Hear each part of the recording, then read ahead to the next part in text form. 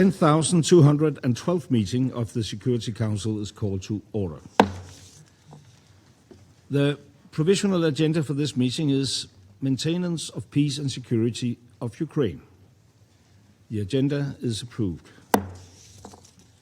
In accordance with Rule 37 of the Council's Provisional Rules of Procedure, I invite the representatives of Iceland, Lithuania, Poland, Romania and Ukraine to participate in this meeting. It is so decided. In accordance with Rule 39 of the Council's Provisional Rules of Procedure, I invite the following briefers to participate in this meeting: Ms. Rosemary DiCarlo, Undersecretary General for Political and Peacebuilding Affairs, and Mr. Tom Fletcher, Undersecretary General for Humanitarian Affairs and Emergency Relief Coordinator. It is so decided. In accordance with Rule 39 of the Council's Provisional Rules of Procedure, I also invite Her Excellency Ms. Hedda Samson, Deputy Head of the Delegation of the European Union to the United Nations, to participate in this meeting. It is so decided. The Security Council will now begin its consideration of item 2 of the agenda, and I now give the floor to Undersecretary General Rosemary DiCarlo. Please. Mr. President, today marks 4.5 years since the Russian Federation launched its full-scale invasion of Ukraine, in blatant violation of the Charter of the United Nations and international law. For 4.5 years, this war has brought death, destruction, and displacement on a devastating scale. And the toll on civilians continues to rise. In July, more civilians were killed in Ukraine than in any month since May 2022. Even more disturbing, last month, at least 17 boys and girls were killed and 166 more children were injured. This is the highest number of child casualties in 1 month since April 2022. The number of civilian casualties reported in August thus far indicates that this deeply troubling trend is continuing. Since our briefing to the Council last month, the Russian Federation has intensified large-scale strikes on Ukrainian civilians and civilian infrastructure. Ukraine's capital, Kyiv, and the surrounding region have again endured some of the heaviest bombardments to date. Overnight on 19-20 August, the Russian Federation launched another large-scale attack involving ballistic missiles and long-range drones. According to Ukrainian authorities, at least 17 civilians were killed and more than 40 injured, while residential buildings, a school, a children's hospital, and other civilian infrastructure were damaged. On 4-5 August, at least 18 civilians were killed and 61 injured in another attack, including 8 people killed on a railway station platform in Bovarsky district. During the night of 31 July to 1 August, 9 people were killed and 33 injured in Kyiv, according to information verified by the Office of the High Commissioner for Human Rights. Beyond Kyiv, civilian casualties continue to be reported daily across the country. Just yesterday, 2 people were reportedly killed and 5 injured in a Russian drone strike on a passenger train in Kharkiv region. On Friday, 21 August, 16 people were reportedly killed and at least 140 wounded in a Russian drone strike on the largest shopping center in the city of Kryvyi Rih. At least 23 children were reportedly among the injured. This despicable attack was a so-called double tap strike, with a second drone hitting the location just as the emergency workers rushed in to help. The same day, in Mykolaiv region, 4 people, including 3 children, were reportedly killed in a Russian drone strike that struck a building housing a shop, post office, and pharmacy. In total, since February 2022, OHCHR has verified that at least 16,874 civilians, including 820 children, have been killed in Ukraine. 51,273 civilians, including 3,126 children, have been injured. The actual figures are likely significantly higher. I reiterate the Secretary General's strong condemnation of attacks by the Russian Federation against civilians and civilian infrastructure in Ukraine. Mr. President, the Secretary General has also expressed his deep concern about the continued escalation of the conflict, including onto the territory of the Russian Federation. In this regard, he condemned recent drone strikes that have reportedly caused multiple civilian casualties and destroyed civilian infrastructure in the Russian Federation. Just this Saturday, 6 people were reportedly killed in an overnight Ukrainian drone attack that hit energy, industrial, and commercial warehouse facilities across the Russian Federation. Earlier, in one of the deadliest incidents, on 10 August, Russian authorities reported that 13 people were killed and 78 injured in a drone attack in Nizhny Kamsk in the Republic of Tatarstan. And earlier this month, on 3 August, Russian authorities reported that 8 civilians were killed and at least 58 others injured, including children, when drone debris fell on a beach in Krasnodar region. In total, from January to July 2026, Russian authorities reported 329 civilians killed and 2,197 injured in the Russian Federation. This represents a 119% increase compared with the same period last year. International humanitarian law is clear. Attacks against civilians and civilian infrastructure are prohibited wherever they occur, and they must stop immediately. Mr. President, the impacts of the war continue to be felt in the broader region. Incidents of airspace incursions in neighboring countries are becoming more frequent. Recently, Latvia, Moldova, and Romania were affected.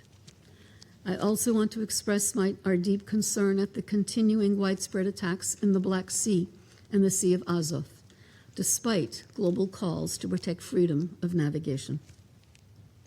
Russian strikes on Ukraine's ports, grain, and shipping infrastructure, as well as on civilian vessels, have sharply curtailed commercial shipping, including of vital grain to and from Ukraine. With agriculture accounting for approximately 60% of Ukraine's exports and around 7% of its GDP, these attacks pose a serious threat to Ukraine's economic stability. Ukrainian attacks have also caused damage to Russian vessels, ports, and grain facilities. These strikes are a stark reminder of the persistent global consequences of the war. Prolonged disruption to maritime exports risks driving up food prices and add an additional burden on developing countries who are dependent on imports and already struggling with food insecurity. The warning signs are already visible. According to the Food and Agricultural Organization, international cereal prices rose by 3.4% in July. I reiterate the Secretary General's call on all concerned to ensure freedom of navigation in accordance with international law and to protect civilian ports and maritime infrastructure. Such attacks must stop to prevent yet another dangerous escalation. Mr. President, we welcome the recent exchange of prisoners of war on 19 August, which brought home 103 captives from each side. However, we remain gravely concerned about the detention of remaining prisoners of war and civilian detainees. OHCHR continues to document widespread torture and ill treatment of Ukrainian prisoners of war and civilian detainees held by the Russian Federation. All those interviewed described having endured torture or ill treatment, often on a regular basis. The interviews further indicate that sexual violence remains prevalent. OHCHR has recorded the death of 48 Ukrainian prisoners of war since the start of the full-scale invasion because of torture or ill treatment in places of internment. At the same time, approximately half of Russian prisoners of war interviewed by OHCHR have provided accounts of torture or ill treatment. We remind the sides of their obligations under international humanitarian law. All prisoners of war must be treated humanely. We urge redoubled efforts to secure and release all of the remaining captives for their sake and for that of their families. Mr. President, today marks the 35th anniversary of Ukraine's independence. At this extraordinarily difficult moment in the country's history, the United Nations continues to stand in full solidarity with the people of Ukraine. We reaffirm our consistent, principled, and unwavering commitment to and respect for the sovereignty, independence, and territorial integrity of Ukraine within its internationally recognized borders.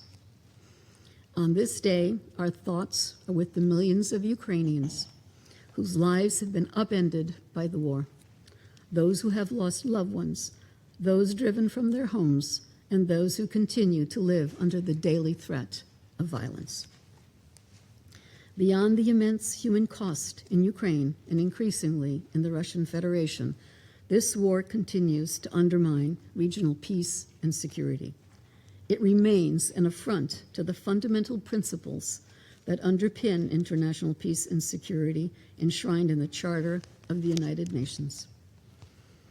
4.5 years after the full-scale invasion began, the need to end this war could not be more urgent. The path to peace will not be easy, but the alternative, a continuing cycle of death, destruction, suffering, and ever greater escalation, is intolerable. Without immediate steps to end the current dangerous spiral, starting with ceasing all attacks against population centers, millions of Ukrainians face the prospect of yet another bleak, cold, and deadly winter.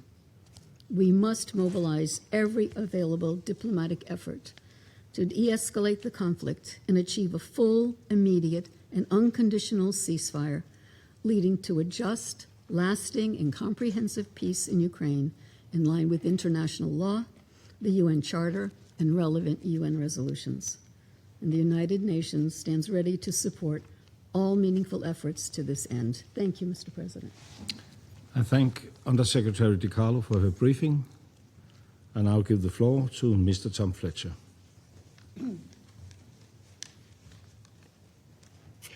Mr. President, Foreign Minister Rasmussen, as you heard from USG DiCarlo, July was the deadliest month for civilians in Ukraine in over 4 years, with at least 437 killed and more than 2,600 injured. In the first half of the year, civilian casualties rose 37% compared to last year. So the war is not static. Of course, statistics do not capture the daily suffering. I spent last week in Ukraine. In Kherson, I witnessed how drone warfare is dismantling civilian life. The area has become a dystopian landscape of kill zones and kamikaze drones, with roads and buildings draped in anti-drone netting. Our colleagues and the local population have become experts in the sound and lethality of different models. We've seen a 60% increase in first-person view, FPV, drone attacks this year, often with civilian victims. Huge resources are now directed towards subterranean schools and hospitals as people prepare for a chilling future underground.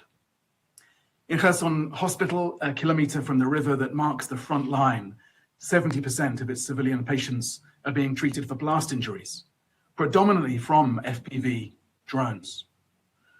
Doctors there are now accustomed to frequent mass casualty events involving civilians.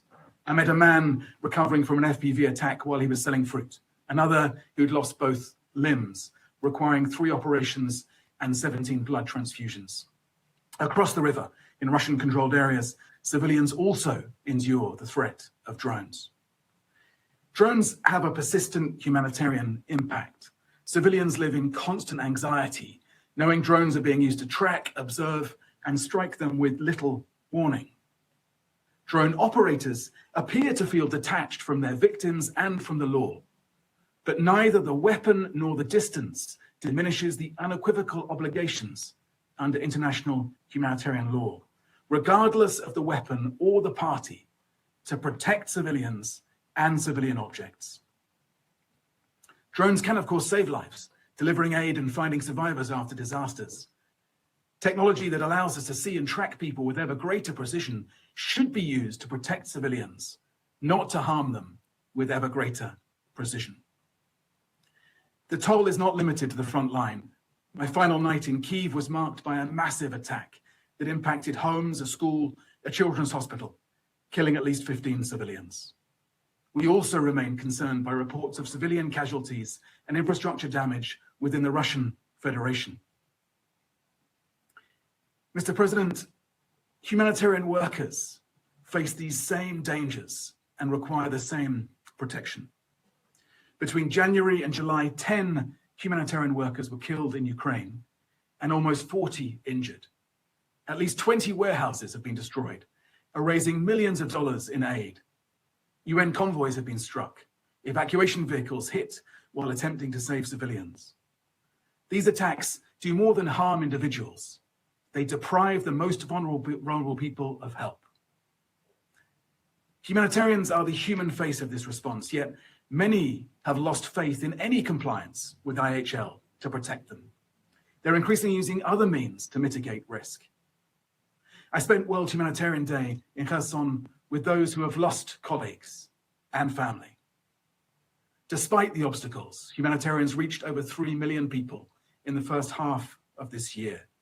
As winter approaches, we've launched a $358 million winter response plan to provide heat, shelter, and medical care to 2 million people. This requires immediate procurement and pre-positioning of supplies.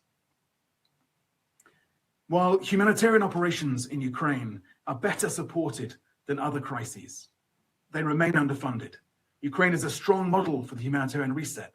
70% of funding to our country fund flows to local organizations.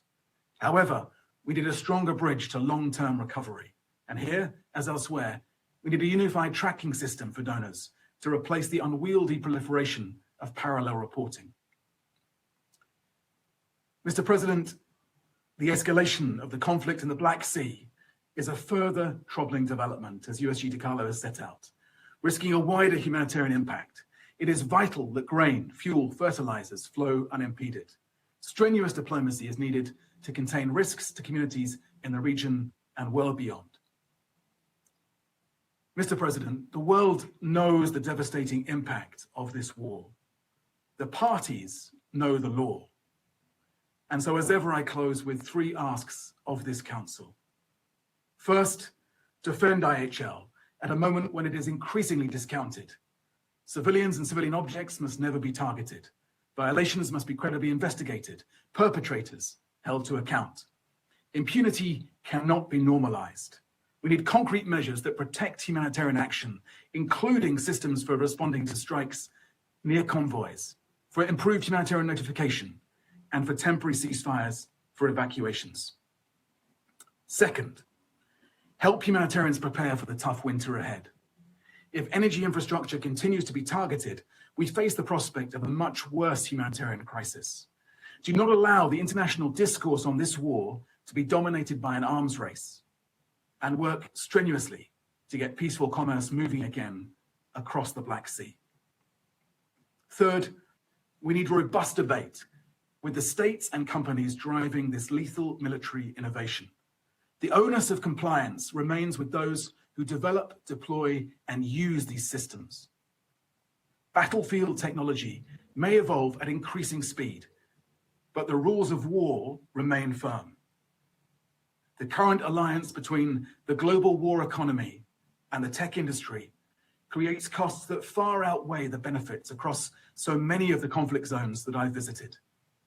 And as artificial intelligence and autonomy enter the fray, the importance of preserving human judgment in military decision-making is even more urgent. Technology is now outpacing accountability. Abandon the rules of war, and we all face the chilling reality that Ukrainians face right now. The people I met do not need more tributes to their resilience from us. They need protection. They need relief. And above all, they need this war to end.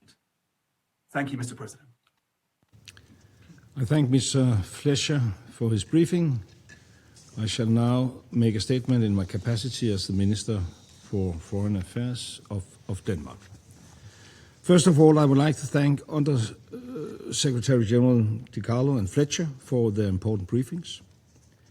Excellencies, today is Ukraine's Independence Day, the 25th anniversary of that day in 1991, when Ukraine became an equal member of the family of nations again. So this 24th of August should be a day of celebration in Ukraine. But today also marks 4.5 years to the day since Russia launched its illegal full-scale invasion.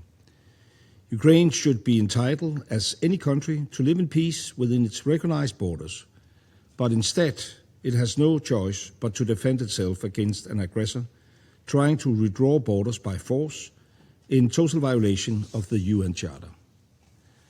At the end of May, the Secretary General made an urgent appeal to this Council. The spiral of escalation must stop.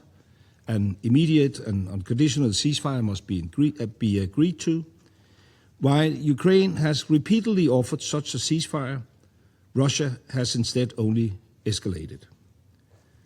With a largely static front line, the Kremlin has dramatically expanded its attacks on Ukraine's cities. Countless missiles, bombs and drones fall on populated areas, on sleeping families, on the elderly, civilians frantically trying to reach air raid shelters in the 3 minutes warning before Russia missile strike, on emergency workers helping to free victims from the rubble of apartment blocks, on humanitarian warehouses and on aid workers themselves. Denmark strongly condemns these attacks. They must end. Civilians are protected under international humanitarian law. Excellencies, the scale of humanitarian suffering in Ukraine is truly horrific. The UN has verified that at least 65,000 Ukrainian civilians, including almost 4,000 children, have been killed or injured since Russia's full-scale invasion. Grim record after grim record is broken. First May, then June and July, all surpassing each other as the deadliest month for Ukrainian civilians. Denmark has consistently demanded that international humanitarian law must be respected without exception in Russia's illegal war of aggression. And I will take this opportunity to repeat this demand again today. Fundamental principles must be followed. Proportionality, distinction and military necessity must be applied at all times. Denmark is appalled by the loss of civilian lives anywhere. While Ukraine bears the daily brunt of this deadly war, we see increasingly serious consequences. The repeated airspace violations and drone incidents in the countries in the region are dangerous and absolutely unacceptable and increase the risk of miscalculation. Add to this the many hybrid actions intended to disrupt, intimidate and sow instability across Europe. The wider international community is also feeling the impact. Grain shipments in the Black Sea and port facilities in Odessa are being attacked, threatening global food security and supplies, which are already facing major disruption. The global scale of the war is becoming clearer by the day, whether Russia employs Iranian drones or North Korean missiles causing Ukrainian civilian casualties. This senseless war and the endless humanitarian suffering it brings could stop very simple if Russia would accept the unconditional ceasefire that Ukraine has been offering for over a year now. It's actually very, very simple.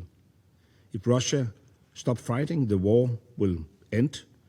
If Ukraine stops fighting, it will be the very end of the existence of Ukraine. Over the last month, every Council member, except Russia, has called for an immediate ceasefire. The wider UN membership has called for a ceasefire, and you could ask how many more victims of this senseless war must the world witness before Russia accepts this. Denmark will continue to provide Ukraine with financial and security assistance as it defends itself from Russia's aggression. We will stand firmly with Ukraine. When Russia is destroying civilian infrastructure and energy grids, we will help rebuild them as fast as we can. We will provide life-saving humanitarian assistance, including through our contributions to the UN, to answer the urgent appeals for help. And we will support Ukraine in sustaining the vital reforms ahead of its entry into the European Union. We will not back down. Denmark and Europe will stand with Ukraine. Because we are unified, the EU has just adopted a hard-hitting sanction package on Russia in a further effort to bring Russia to the negotiating table, to bring its leaders to their senses. We have no choice but to increase pressure as long as Russia refuses to stop its brutal war of choice. Excellencies, in closing, there is no alternative to a just and lasting peace based on the UN Charter. This is the only formula to prevent this war from recurring. Russia remains set on the path of war that can only lead to death and destruction without end. Denmark calls on Russia to abandon these senseless war and accept an unconditional ceasefire, to find a way to live with its neighbors in peace. I thank you. And I will then resume my function as President of the Council and give the floor to Her Excellency Dace Velbade, Vice Minister for Foreign Affairs of Latvia. Please. Thank you, Mr. President. First of all, I would like to thank the Danish Presidency for convening this meeting and the Foreign Minister of Denmark for presiding it. I also thank United Nations Undersecretary General DiCarlo and United Nations Undersecretary General Fletcher for their factual briefings. I begin by wishing a happy Independence Day to the brave Ukrainian people. You are an ancient nation with your own rich language and culture, dating back many centuries to the traditions of the Kievan Rus. And we know you will celebrate your independence proudly for many centuries to come. Today, Ukraine's sovereignty, territorial integrity, and political independence are recognized by every country in the world, except one. 12 years and 6 months ago, Russia illegally invaded and occupied Ukraine's regions of Crimea, Luhansk, and Donetsk. Russia violated its most sacred responsibilities as permanent member of this council. It shattered the core principles of the UN Charter and broke the legally binding agreements it had with Ukraine, both bilaterally and multilaterally. In 2014, Russia began a war of aggression that continues to this day. During the past 5 Independence Day celebrations, Ukraine has been defending against a full-scale invasion, defending its sovereign land, its freedom-loving people, and its right to determine its own future. What we clearly see today is that Russia is losing this war on the front lines. No military gains, only mounting casualties. And yet, instead of choosing peace, Russia continues to escalate. Russia is escalating its war against Ukrainian civilians. It has the blood of over 68,300 Ukrainian civilians on its hands. Entire families killed in their homes. Recently, people buying groceries and emergency workers shamelessly targeted in a double-tap attack on a shopping mall. 20,610 records of possible deportation and forced transfer of children by Russia in an attempt to destroy Ukraine's future. Civilians targeted by drones as human safari. Cities are deliberately deprived of heating and electricity. To respond to these attacks, Latvia calls on all peace-loving nations of the world to increase pressure and sanctions on Russia's missile production ecosystem. Mr. President, Russia deliberately undermines global food security. It targets the UN humanitarian convoys, civilian cargo ships, and vital Black Sea grain routes and ports, leaving millions hungry and increasing food and energy prices for those most in need around the world. Russia is exploiting socially vulnerable populations in Africa, Asia, and Latin America, manipulating, coercing, and sending thousands of foreign nationals to die in an unwinnable war, oftentimes literally in a matter of minutes. Governments across the world are raising alarm and issuing warnings for Russia to stop. No son or daughter should have to die for the sake of Russia's colonial war of conquest.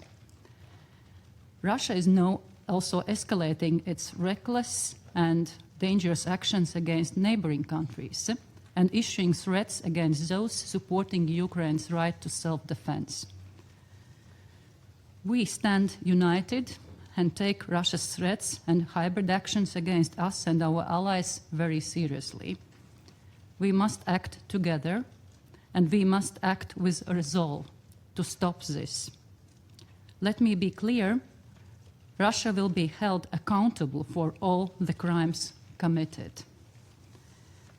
We urge all countries to support international accountability mechanisms, including the Special Tribunal for the Crime of Aggression, to ensure that those responsible for the crime of aggression are brought to justice. Russia will not stop until it is stopped. The time for an immediate, full, and unconditional ceasefire is now. Mr. President, let me end with the words of Gunārs Astra, a Latvian non-violent dissident and political prisoner who spent 15 years in Soviet forced labor camps and was arrested again by the KGB in 1983 for possessing George Orwell's book 1984. I quote, "I believe that this time will pass like an evil nightmare. This gives me strength to stand here and breathe.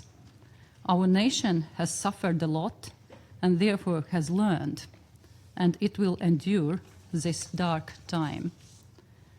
7 years after his testimony in court, Latvia's nightmare of Soviet occupation ended. Dear Ukrainian friends, this nightmare too will pass.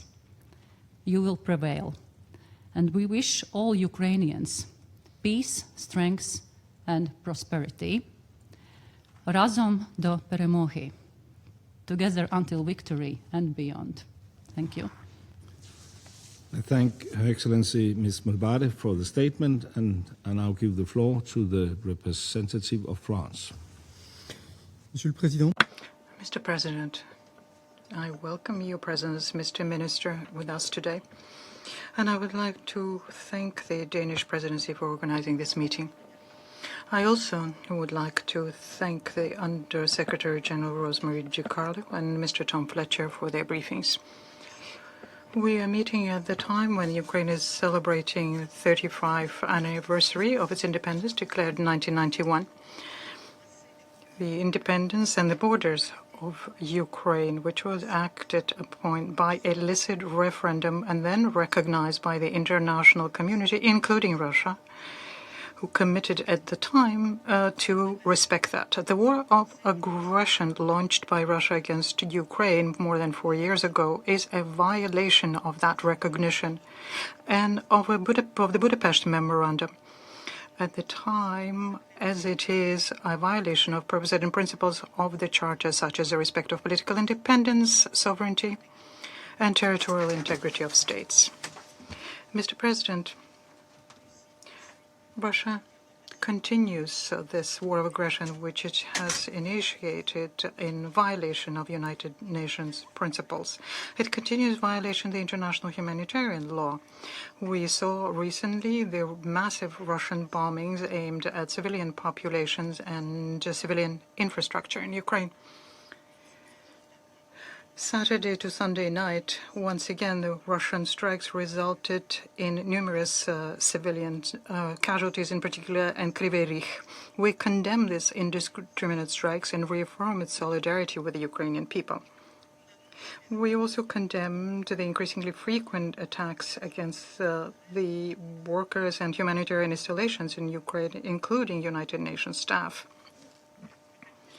The brutality of this war of aggression is not just felt by Ukraine. It also impacts the food security worldwide when Russia is targeting agricultural installations in Ukraine and the port infrastructures, which are transit points for grain.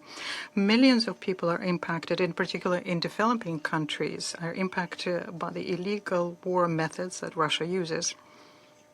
Mr. President, despite this escalation in violence, Russia will not be able to attain its military goals in Ukraine, and it is not possible.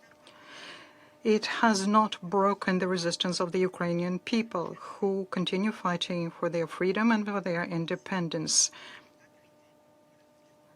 thus impeding Russian adventurism.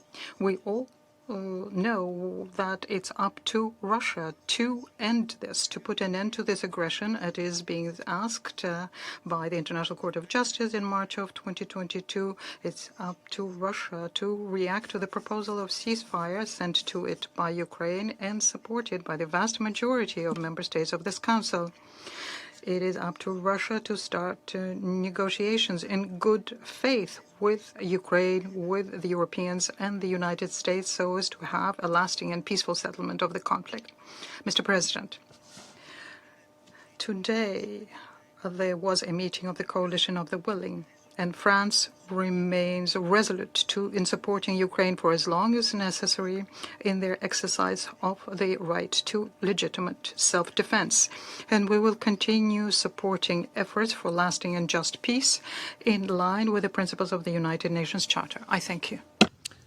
I thank the representative of France for the statement. I now give the floor to the representative of Greece. Mr. President, Your Excellency, I would like to welcome you to today's meeting and thank you for convening this important briefing for European security. I would also like to thank Undersecretary General DiCarlo and Emergency Relief Coordinator Tom Fletcher for their remarks. I also welcome the presence of the Vice Minister of Latvia and the participation of Ukraine in the meeting. Mr. President, allow me first to congratulate the people of Ukraine on their Independence Day. Yet, this year's celebration is sadly overshadowed by Russia's full-scale invasion of Ukraine, now entering its 5th year. The harrowing statistics we heard today on the impact of Russia's war of aggression on civilians underscore once again why this war must end. Each month of 2026 has proven deadlier than the last. July 2026 marked the highest civilian death toll since May 2022. Child casualties reached record levels, the highest since April 2022, with 17 children killed and 166 injured. These figures result directly from Russia's use of long-range weapons, drones, and aerial bombardments in densely populated urban areas of Ukraine. This pattern of indiscriminate attacks tragically continues into August. Just last week, a combined missile and drone attack on Kiev and the surrounding region resulted in dozens of casualties, as well as severe damage to residential buildings, schools, and medical facilities. Greece strongly condemns all violations of international humanitarian law.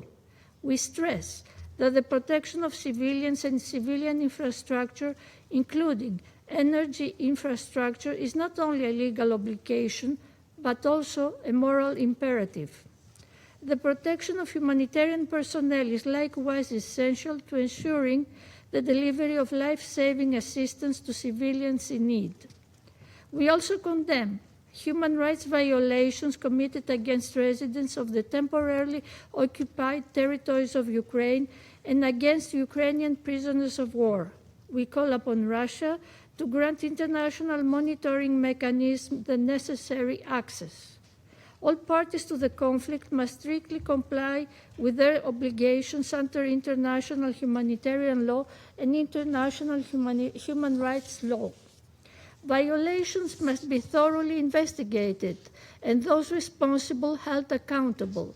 We reiterate our call for the immediate return of all Ukrainian children who have been unlawfully deported or transferred.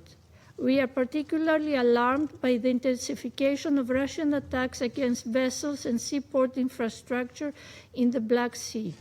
These attacks disrupt the transport of oil and agricultural products with serious repercussions for maritime security, energy supplies, international trade, and global food security. In July 2026 alone, 39 such attacks were recorded, resulting in the tragic loss of 19 port and vessel personnel. Greece remains willing to further contribute with its fleet to safeguarding maritime food supply chains, as we have done consistently in the past, provided that a predictable safety environment is in place. Energy supply chains must be equally protected. Vessels transporting energy products through the Black Sea in accordance with the law and thereby fulfilling international contracts should not be considered as potential targets. We reiterate our position that freedom of navigation must be fully protected in line with international law as reflected in the United Nations Convention on the Law of the Sea. Furthermore, we remain deeply concerned by the spillover effects of the war and the broader implications for European security, as evidenced by the multitude of security incidents in several EU countries.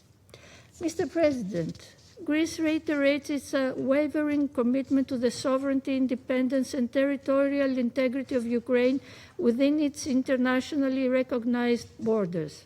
Borders cannot be changed by force anywhere in the world. We call upon Russia to end hostilities and return to the negotiating table.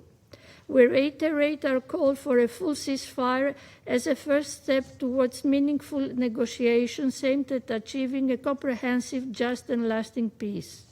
Any settlement must be in accordance with international law and the UN Charter, including the principles of respect of sovereignty and territorial integrity of all states.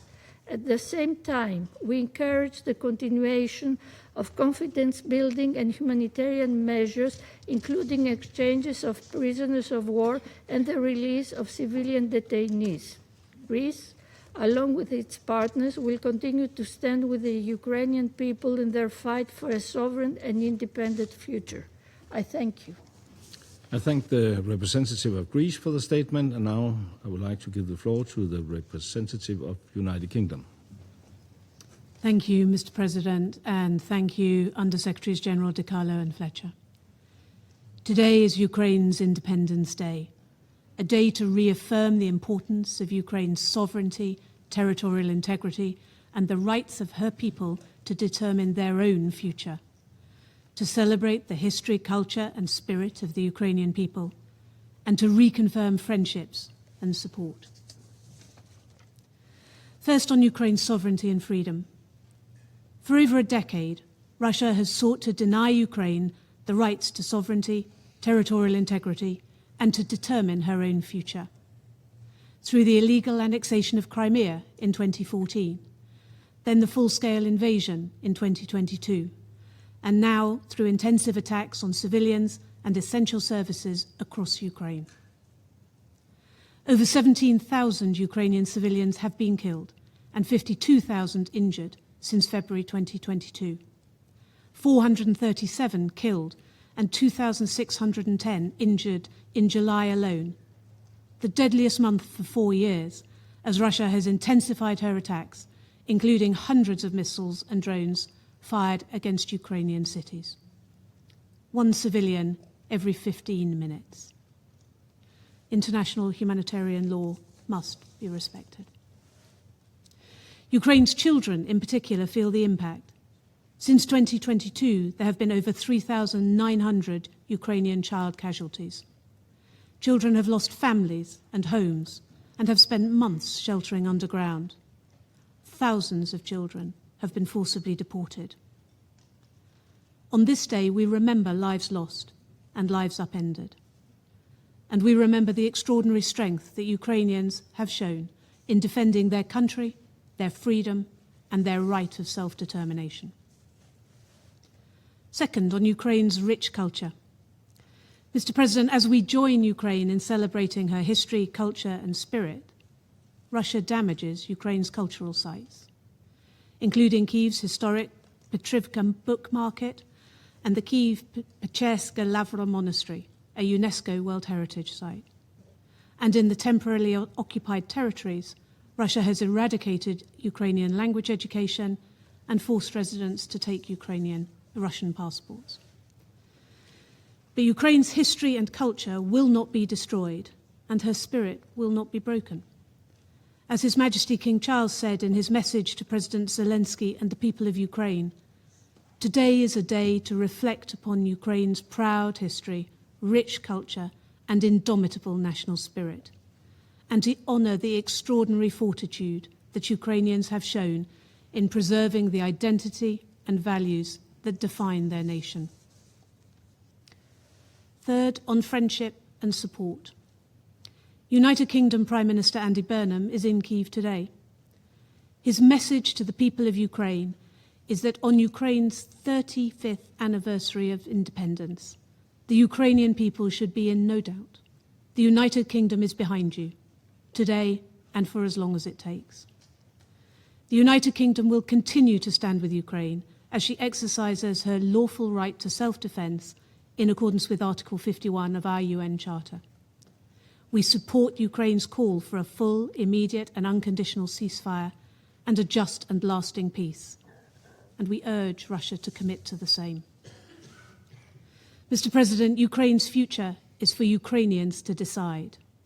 Her language, culture and history will not be erased by attacks or occupation or coercion. Today we celebrate Ukraine, and we renew our support for her sovereignty and her freedoms, today and every day, for as long as it takes. Thank you. I thank the representative of the United Kingdom for the statement, and I'll give the floor to the representative of Panama. Muchas gracias. Thank you very much, Mr. President. Sir, it is an honour to address you once again as Minister for Foreign Affairs of Denmark and to welcome you to this council as part of Denmark's presidency. Moreover, we recognise the presence of Vice Minister for Foreign Affairs of Latvia, who honours us with her presence. We are grateful to Ms. Rosemary DiCarlo, Undersecretary General for Political and Peacebuilding Affairs, and to Mr. Tom Fletcher, Undersecretary General for Humanitarian Affairs and Emergency Relief Coordinator, for their invaluable briefings on the situation on the ground in Ukraine. This council has now met 34 times since 2025 to consider the situation in Ukraine. The meeting, which brings us together today, coincides with the 35th anniversary of Ukraine's independence. This is a celebration which invites us to recall that sovereignty, political independence, and territorial integrity of states are fundamental principles of the international order enshrined in the United Nations Charter. These principles transcend any conflict and protect, or rather should and must protect all nations equally. Once again, we wish to express before this body our concern at the more than 4 years of conflict in Ukraine, a conflict which has intensified to become an unending cycle of attacks and responses which exacerbate the suffering of civilians and hamper efforts designed to achieve a peaceful resolution in accordance with the United Nations Charter. Panama refuses to normalize this situation and repudiates attempts to do just that. Long-range weapon attacks against urban centers continue to primarily affect civilians. Recent reports document record numbers of dead and wounded. In light of this tragedy, our most sincere condolences go to the families of all victims. Moreover, acts targeting energy and port infrastructure as well as vessels disrupt the international flow of supplies across the Black Sea and imperil global supplies of goods. That is sparking a sharp spike in prices and rendering international stability yet more fragile still. President, turning to another matter, we must hail the invaluable work done by UN agencies in Ukraine. We condemn all acts targeting humanitarian personnel and the facilities they use to conduct their operations. We reiterate the need to guarantee full, safe and unfettered access to all territories affected. Panama reiterates its appeal for the establishment of an immediate and verifiable ceasefire, a ceasefire in which all parties fully uphold their obligations pursuant to international law and international humanitarian law. This ceasefire must also see them commit to implementing Resolution 2774 of 2025 of the Security Council. Might cannot triumph over right. Peace cannot be built if we cast aside the very principles we claim to preserve. A just and lasting solution must be rooted in the Charter of the United Nations. Thank you. I thank the representative of Panama for the statement. I now give the floor to the representative of Russian Federation. Mr. President, Mr. Minister, today the members of the Security Council once again have to participate in a meeting convened by European colleagues and Ukraine with clearly distributed roles and carbon-copied speeches with anti-Russian narratives.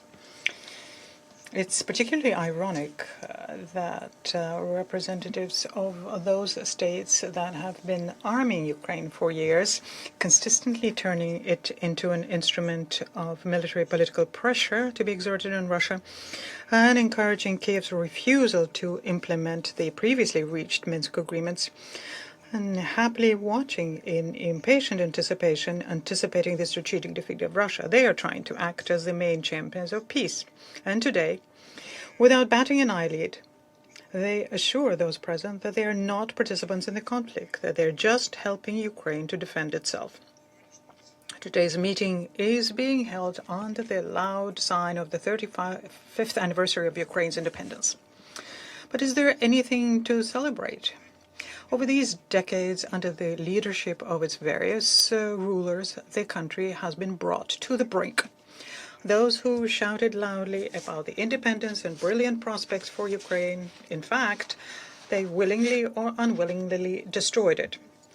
And its current dictator, the so-called President of Peace, has been especially successful in this, although he's already outdated.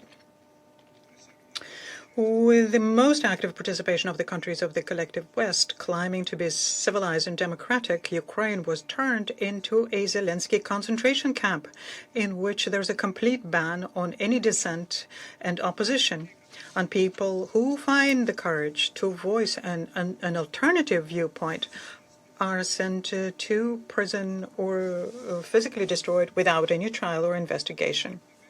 Unprecedented persecution of canonical orthodoxy is accompanied by cruel beatings of clergy and parishioners.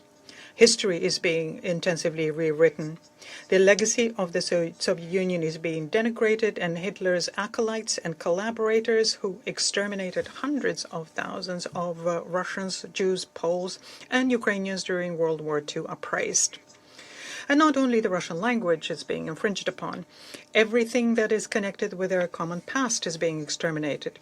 The Kiev authorities are demonstrating a truly visceral Russophobia and xenophobia, including, in fact, towards their own citizens, who are Russians not only by blood, but also by their cultural code. The wretchedness of the Kievan rulers is seen more than anywhere else in this seemingly ridiculous example. The Russian animated series Masha and the Bear fell under sanctions in Ukraine because it allegedly promotes Russian militaristic narratives. Mr. President, having failed to achieve the desired results on the battlefield, the Kiev regime has finally slipped into outright terror against the civilian population of Russia. And at the same time, Zelensky continues to beg his Western patrons for new batches of weapons and ammunition, which are used to strike against Russian cities, residential areas, and civilian infrastructure. The calculation here is obvious. It is to intimidate people, to sow chaos, and destabilize the situation inside Russia. It is terror that has become the last resort for Kiev in their attempt to change the situation that is not currently in its favor. The scale of these crimes speaks for itself. From August to 16th alone, 475 civilians became victims of attacks by the armed forces of Ukraine. 406 people, including 16 children, were injured. 69 people, including 3 children, were killed. At least 7.2 thousand ammunition rounds were fired at civilian targets in Russian territory. The attack on Nizhny was particularly monstrous. 13 dead, including a child, 78 wounded. In Novorossiysk, 3 civilians were killed, including an 8-year-old boy, and another 24 people injured. 5 people died in the Rostov region. In Kremenaya, a Ukrainian drone killed a 13-year-old teenager. Drones attacked an electric train in Ilovaisk, a public transport stop in Donetsk, a medical institution in Yasnavate, and an ambulance team in Rubezhne. After that, Kiev's patrons have no grounds to talk about accidental consequences or collateral damage. When residential buildings, children, doctors, and passenger transports are systematically hit, this has a very specific name. It's called terror against the civilian population. And after this, lamentations about strikes on the military infrastructure of the Kiev regime, which produce weapons that hit civilian targets in Russia with the money and with the direct assistance of Western sponsors, they look strange. Of particular concern is a dangerous game the Kiev regime is playing around the Zaporozhye NPP. On August 11, 3 Ukrainian UAVs attacked the station's vehicles, injuring 2 people. On August 18th, a strike on a bus stop, which is being used by the ZNPP personnel, led to the death of 1 person and the injury of another 17 workers. Another provocation was the essential disruption by the Zelensky regime of the trip of IAEA Director General Grossi to the ZNPP scheduled for August 2021. Despite the security guarantees provided by Russia, Kiev said that it couldn't vouch for the safety of the Director General when traveling through Russian territory and forcing him thus to abandon the visit. Earlier, the Ukrainian side has already disrupted the rotation of experts and the silence regimes necessary for repair work. It seems that Western patrons, not to mention Zelensky himself, still harbor the dangerous illusion that further escalation, strikes deep into our territory, and terror against the civilian population will force us to agree to the ultimatum that's being pushed under the guise of peace. The negotiation demands that are being put forward to us look strange, to say the least. It's as if it is Russia, not Ukraine, that's being defeated on the battlefield and must agree to any conditions. The Russian armed forces retain the initiative and are confidently moving forward.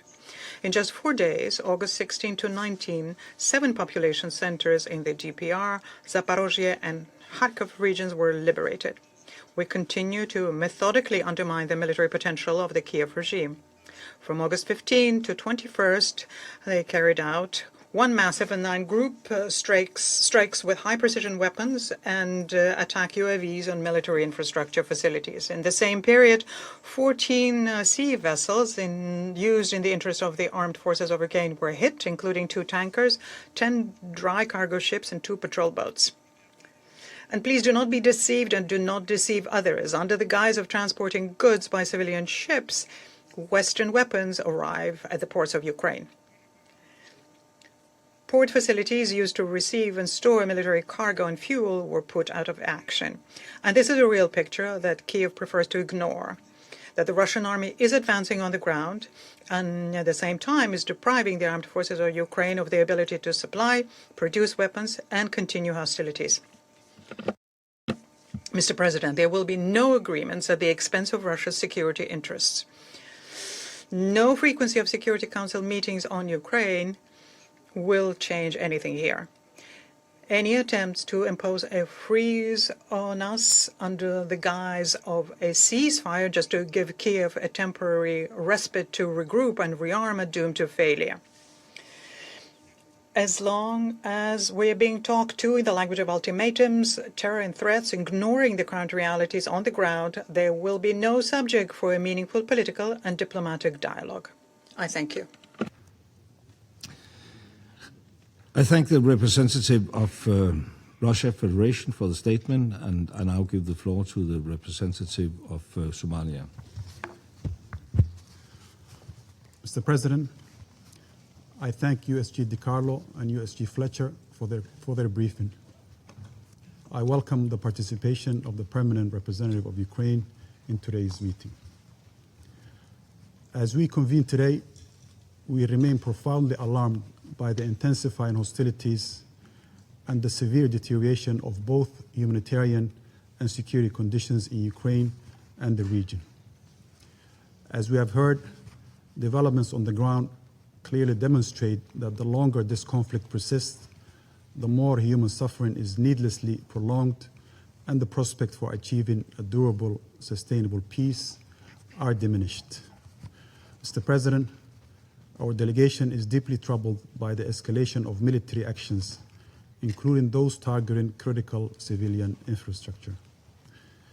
We reiterate the protection of civilians and critical civilian infrastructure constitutes an absolute, non-negotiable obligation enshrined in international humanitarian law.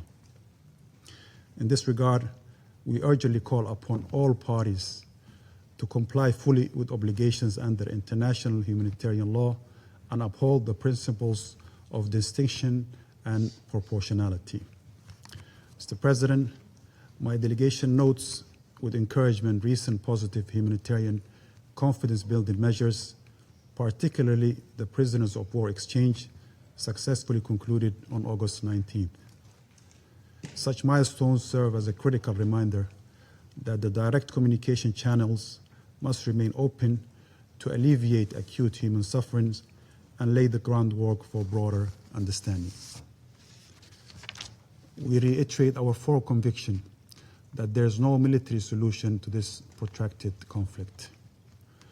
Each bullet triggered, every rocket and drone unleashed, every life cut short are not just strategies, they push us even further and farther from any hope for peace. Dialogue and diplomacy remain the only viable instrument to bring an end to this conflict. We urge all parties to prioritize immediate de-escalation, exercise the utmost restraint, and commit to a comprehensive cessation of hostilities. While international diplomatic initiatives face considerable challenges, constructive engagement and renewed diplomatic pathways must be vigorously pursued. Mr. President, a durable, just, and comprehensive resolution must address the underlying causes of the crisis and adhere strictly to the purposes and the principles of the United Nations Charter. Sustained peace will demand sincere compromise, mutual confidence-building measures, and a shared commitment to common and lasting security. In closing, my delegation reaffirms its steadfast support for all constructive diplomatic initiatives aimed at restoring peace, security, and stability. As Ukraine marks the 35th anniversary of its independence today, the people of Ukraine deserve nothing less than peace, dignity, and a secure future. I thank you. I thank the representative of Somalia for the statement, and I'll give the floor to the representative of China. President, I welcome Foreign Minister Rasmussen for presiding over today's meeting. I thank USG DiCarlo and USG Fletcher for their briefings. The Ukraine issue remains unresolved, with ground fighting intensifying and the humanitarian crisis worsening. Over the past month or so, the two sides have engaged in a new round of intense fighting, causing heavy casualties and extensive damage to civilian infrastructure, including energy, food, logistics, and warehousing facilities, as well as attacks on third-party vessels and assets. This is deeply distressing and concerning. Allowing the situation to further deteriorate and escalate will bring more suffering to the people, more destruction to the region, and more instability to the world. Against this backdrop, China proposes the following. First, work together to de-escalate the situation. Conflict and confrontation cannot resolve problems. They will only further exacerbate tensions, erode mutual trust, and cause the situation to spiral out of control. China urges the parties concerned to put humanitarian and livelihood concerns first, strictly abide by international humanitarian law, avoid attacking civilians and civilian infrastructure under any circumstances, prevent harm to third-party civilians and civilian assets, and work to de-escalate the situation so as to create conditions for an early ceasefire and end to the fighting. Second, work together to launch the peace process. Dialogue and negotiations are the only viable way to resolve the Ukraine issue. They have currently stalled, with major differences remaining among the main parties. China calls on all parties concerned to actively demonstrate political will, strive to start and sustain talks, gradually build consensus, and work toward a comprehensive, lasting, and binding peace agreement. The international community should play a constructive role in this regard and join forces to promote peace and dialogue. Third, work together to seek fundamental solutions. The current situation in Ukraine has deep-rooted and complex causes and is essentially an eruption of European security tensions. It has revealed a simple truth. The security of all countries is indivisible. China calls on all parties concerned to take a long-term view, uphold a vision of common, comprehensive, cooperative, and sustainable security, respect each other's legitimate security concerns, address the root causes of the crisis based on fully, completely, and comprehensively upholding the principles of the UN Charter, promote a balanced, effective, and sustainable regional security architecture, and truly achieve universal and common security. President, China's position on the Ukraine issue is objective, impartial, and consistent. Guided by the four shoulds put forward by President Xi Jinping, we maintain close communication with the parties concerned and the international community, work in our own way to promote peace and dialogue, and support all efforts conducive to a peaceful resolution of the crisis. We stand ready to work with the international community to continue playing a constructive role in advancing a political settlement of the crisis, building greater consensus, and fostering a more favorable environment. Thank you. I thank the representative of China for the statement. I now give the floor to the representative of Bahrain. Thank you, Mr. President. At the outset, I wish to extend my thanks to Her Excellency Ms. Rosemary DiCarlo, USG for Political Affairs, and Mr. Fletcher, Undersecretary General for Humanitarian Affairs and Emergency Relief Coordinator, for their briefings. I also welcome the participation of His Excellency Mr. Lars Rasmussen, Minister for Foreign Affairs of the Kingdom of Denmark, and Her Excellency Ms. Daci Milrade, Deputy Minister for Foreign Affairs of Latvia, in today's meeting, as well as all the distinguished participants. We congratulate Ukraine on its Independence Day. Mr. President, this war is witnessing a concerning expansion in the use of drones and ballistic missiles, which increases the risks of targeting civilians and civilian objects. In addition to widening the circle of violence far from the front lines, this spreads terror among civilians and complicates efforts to achieve security and stability. In this regard, the Kingdom of Bahrain affirms that the targeting of civilians, wherever it occurs, is unacceptable. We express our concern over the potential consequences of the increased use of drones, including the risk of violating sovereign airspace of third countries and the widening scope of the conflict. In this context, the Kingdom of Bahrain calls upon all parties to exercise the utmost restraint and to immediately cease escalation and to give priority to protecting civilian lives and preserving civilian objects and infrastructure. This would create the appropriate conditions for the resumption of diplomatic efforts aimed at achieving a just and sustainable peace, in accordance with the principles of the Charter of the United Nations and international law. Further, the Kingdom of Bahrain also stresses the necessity of avoiding the targeting of civilian objects and protecting humanitarian personnel and ensuring the safe and unimpeded delivery of humanitarian assistance to those in need.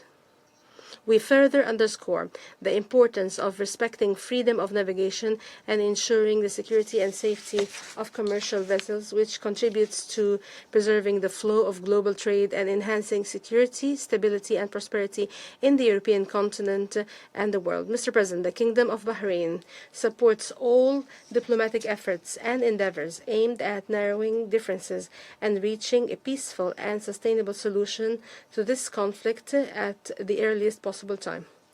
In this regard, the Kingdom of Bahrain commends the mediation efforts undertaken by the sisterly United Arab Emirates between Russia and Ukraine, which recently resulted in a new prisoner exchange process involving 103 prisoners. This reflects the importance of humanitarian diplomacy in mitigating the repercussions of conflict and building trust among parties. In closing, the Kingdom of Bahrain reaffirms the necessity of reaching a peaceful and sustainable solution to this crisis and the importance of utilizing all available diplomatic channels and platforms to achieve that in a manner consistent with the principles of the UN Charter and international law and within the framework of the effort aimed at implementing Security Council Resolution 2774. I thank you. I thank the representative of Bahrain for the statement, and I'll give the floor to the representative of Colombia. Gracias. Thank you, Mr. President. We recognize your presence here as Minister for Foreign Affairs. You are presiding over this meeting, and indeed we welcome your convening thereof.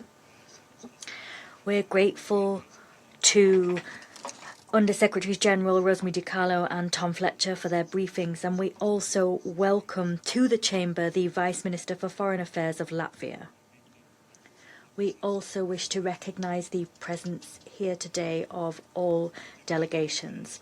4 years after the onset of this conflict, the human cost of it remains devastating. Thousands of civilians have lost their lives and many more have been wounded. At the same time, entire communities are facing the destruction of their homes and critical infrastructure. The report issued by Undersecretary General Tom Fletcher allows us to understand the deeply rooted psychological and physical consequences that the hostilities continue to wreak on the civilian population. These consequences affect communities on both sides of the conflict, and they reaffirm the need to preserve a safe humanitarian space and the need to guarantee access of assistance to those who need it most. Safe, rapid, sustained and unfettered access of humanitarian assistance to those in need is an obligation whose importance cannot be underestimated.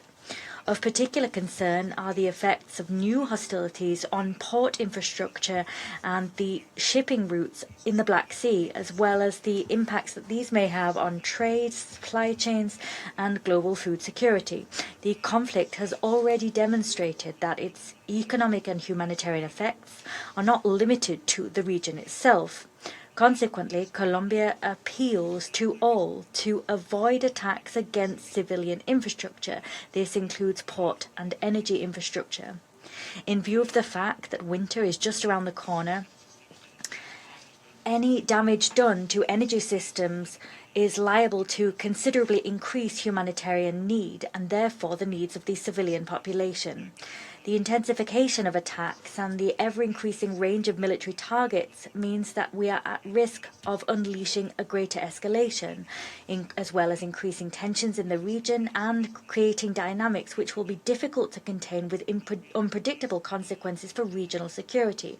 Colombia appeals to all parties and all actors involved to act with a solemn sense of responsibility and show the utmost restraint. All must avoid measures liable to render confrontation more bitter or widen the scope of the conflict yet further still. President, the fact that this conflict continues cannot become a reason to abandon diplomacy. It is vital that we step up diplomatic efforts designed to put an end to hostilities. We must lay the foundations for a lasting peace in line with the provisions of the UN Charter and international law. Against this backdrop, it is meaningful to note that specific spaces remain open for cooperation in which the parties are both present. The humanitarian measures recently facilitated by stakeholders demonstrate that even in the midst of hostilities, it is possible to undertake actions which mitigate the suffering of people affected by the conflict. With this in mind, Colombia urges the parties to continue promoting confidence-building and humanitarian measures which may reduce the suffering of the civilian population. Colombia will continue to support the parties' search for peace. This peace must be rooted in the United Nations Charter, respect for international law and international humanitarian law, and in the guarantees that will make it possible to avoid the repetition of violence. Thank you, President. I thank the representative of Colombia for the statement, and I'll give the floor to the representative of the Democratic Republic of the Congo. Mr. President, the Democratic Republic of the Congo would like to thank Denmark for having convened this meeting and would like to wish a warm welcome to the Security Council to His Excellency Mr. Lars Løkke Rasmussen, Minister for Foreign Affairs of the Kingdom of Denmark. We welcome your presence of Her Excellency Mr. Semmelbarde of Latvia in our deliberations. We also would like to thank the Undersecretary General for Political and Peace-Building Affairs, Ms. Rosemary DiCarlo, and the Undersecretary General for Humanitarian Affairs, Mr. Tom Fletcher. We thank them for their informative briefings. Mr. President, given the humanitarian and security situation, which is as worrying as that of Ukraine, the Democratic Republic of the Congo has no alternative other than to reaffirm the primacy of international law and our commitment to the sacred principles of the United Nations Charter. In particular, we're referring to the respect for sovereignty and the territorial integrity of states, the non-use of force, and to the principle of the peaceful settlement of disputes. Our conviction is that peace can only be lastingly constructed. It cannot be done using the weapons, and in the case we are considering here, that is clearly limited. After more than 4 years of the war, the situation in Ukraine leads us to the following acknowledgement, that the intensification of military operations did not bring the parties closer to the end of the conflict. In fact, the growing number of offensive and counteroffensives, growing recourse to military means in greater and greater and more sophisticated did not allow to create a decisive force relationship, or even less, to the attainment by the parties of their objectives. Quite the contrary is true. Each new escalation called for a reaction, and each reaction feeds a new escalation, in addition to which we have the human and material costs. For the Democratic Republic of the Congo, this trend shows that there can be no military solution to this conflict, and that the prolongation of hostilities pushes back further and further the prospect for a political settlement, which is crucial given the current impasse. Mr. President, the first consequence of this impasse is a human cost, which continues growing exponentially. And in this regard, the Democratic Republic of Congo condemns all attacks against civilians and essential infrastructures, whatever their origin. We call on all parties to strictly uphold their obligations under the international humanitarian law, in particular the principles of distinction, proportionality, and precaution. My delegation recalls here that the civilian populations cannot and should not, under any circumstances, become an instrument of a military strategy, nor should they become victims of a confrontation intended to last indefinitely. We also recall here that behind every figure there is a human life, there is a family, but also the survivors, generations of men and women whose lives will be lastingly marked by the consequences of this war. It is in this very spirit of protection that we consider with particular gravity the risks that the hostilities are bringing to the safety and security of nuclear installations. Continued confrontation cannot make us diminish the risks of human and environmental consequences. They could be irreversible and go far beyond the borders of the parties to the conflict. No military objective can justify the exposure of entire populations to the prospect of a nuclear incident. Mr. President, the Democratic Republic of the Congo also would like to draw your attention to the particularly worrying consequences of hostilities in the Black Sea. Attacks against port infrastructure, installations that are used for food exports, commercial navigation, bring in the risks that go far beyond the theater of the war. For Africa, this issue is neither peripheral nor abstract. Numerous countries on our continent are strongly dependent on the imports of grains and supply chains coming from that region of the world. In a global economy which is deeply interconnected, any perturbation affecting these vital platforms leads to consequences which go beyond the immediate scope of hostilities. For the African economies, which are particularly exposed to food price fluctuations and their transport, their preservation is a direct factor underpinning our economic and social stability. We therefore call on all of the parties to preserve the infrastructures which are indispensable for trade and global food exports. Mr. President, the question which is now in front of the international community is no longer to know how much longer the parties can continue with the hostilities, but rather how can they create the conditions to end it. Given the situations, it is urgent not just to contain the consequences of the war. It is rather for this Council to contribute towards creating the conditions which can put an end to it. And in this context, diplomacy must find its proper place and help us seize the opportunities which exist so as to gradually reestablish exchanges between parties and finally create the space necessary to find a political settlement. It is in this spirit that the Democratic Republic of the Congo calls once again for an immediate ceasefire and for a resolute commitment to a political process which brings into it the parties directly. We therefore encourage any and all credible initiative which can help with de-escalation, with bringing the parties closer and reopening a pathway to substantive discussions. Mr. President, to conclude, after several years of confrontation, it is necessary to break with the dynamic within which each escalation prepares the next without bringing the parties closer towards a lasting solution. The Democratic Republic of the Congo remains convinced that the only viable outcome is in a negotiated political solution according to the United Nations Charter and with respect to international law principles.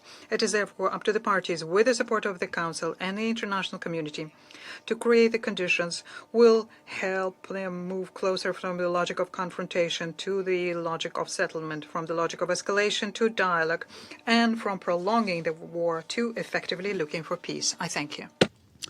I thank the representative of Democratic Republic of the Congo for the statement, and I'll give the floor to the representative of United States. Thank you, Mr. President, and welcome Foreign Minister Rasmussen to the Council. Also would like to welcome the presence of Her Excellency Ms. Mel Barde, Vice Minister of Foreign Affairs of Latvia. And thank you to Undersecretary DiCarlo and Fletcher for their briefings today. I would like to use this opportunity to congratulate the people of Ukraine as they commemorate their 35th Independence Day. The United States remains committed to Ukraine's future as a sovereign and prosperous nation. We join President Trump in continuing to call for an immediate ceasefire and good faith negotiations to end the Russia-Ukraine war and return peace and stability to both countries. Death continued to mount, strike after strike. We call on both sides to end any strikes that target or risk damaging civilian vessels. It is senseless to continue to spill blood of innocent civilians when there is no military solution to this war. Russia and Ukraine must return to the negotiating table. The United States will play whatever constructive role part it can to facilitate talks between Moscow and Kyiv to achieve this outcome. Thank you. I thank the representative of the United States for the statement, and I'll give the floor to the representative of Pakistan. Thank you, Mr. President, and we are pleased to see you yet again this afternoon presiding over the Council's session. I would like to thank USG DiCarlo and USG Fletcher for their briefings, which present a grim picture of the unfolding humanitarian consequences of the prolonged conflict in Ukraine. The devastating toll of this conflict on civilian populations is as tragic as it is staggering.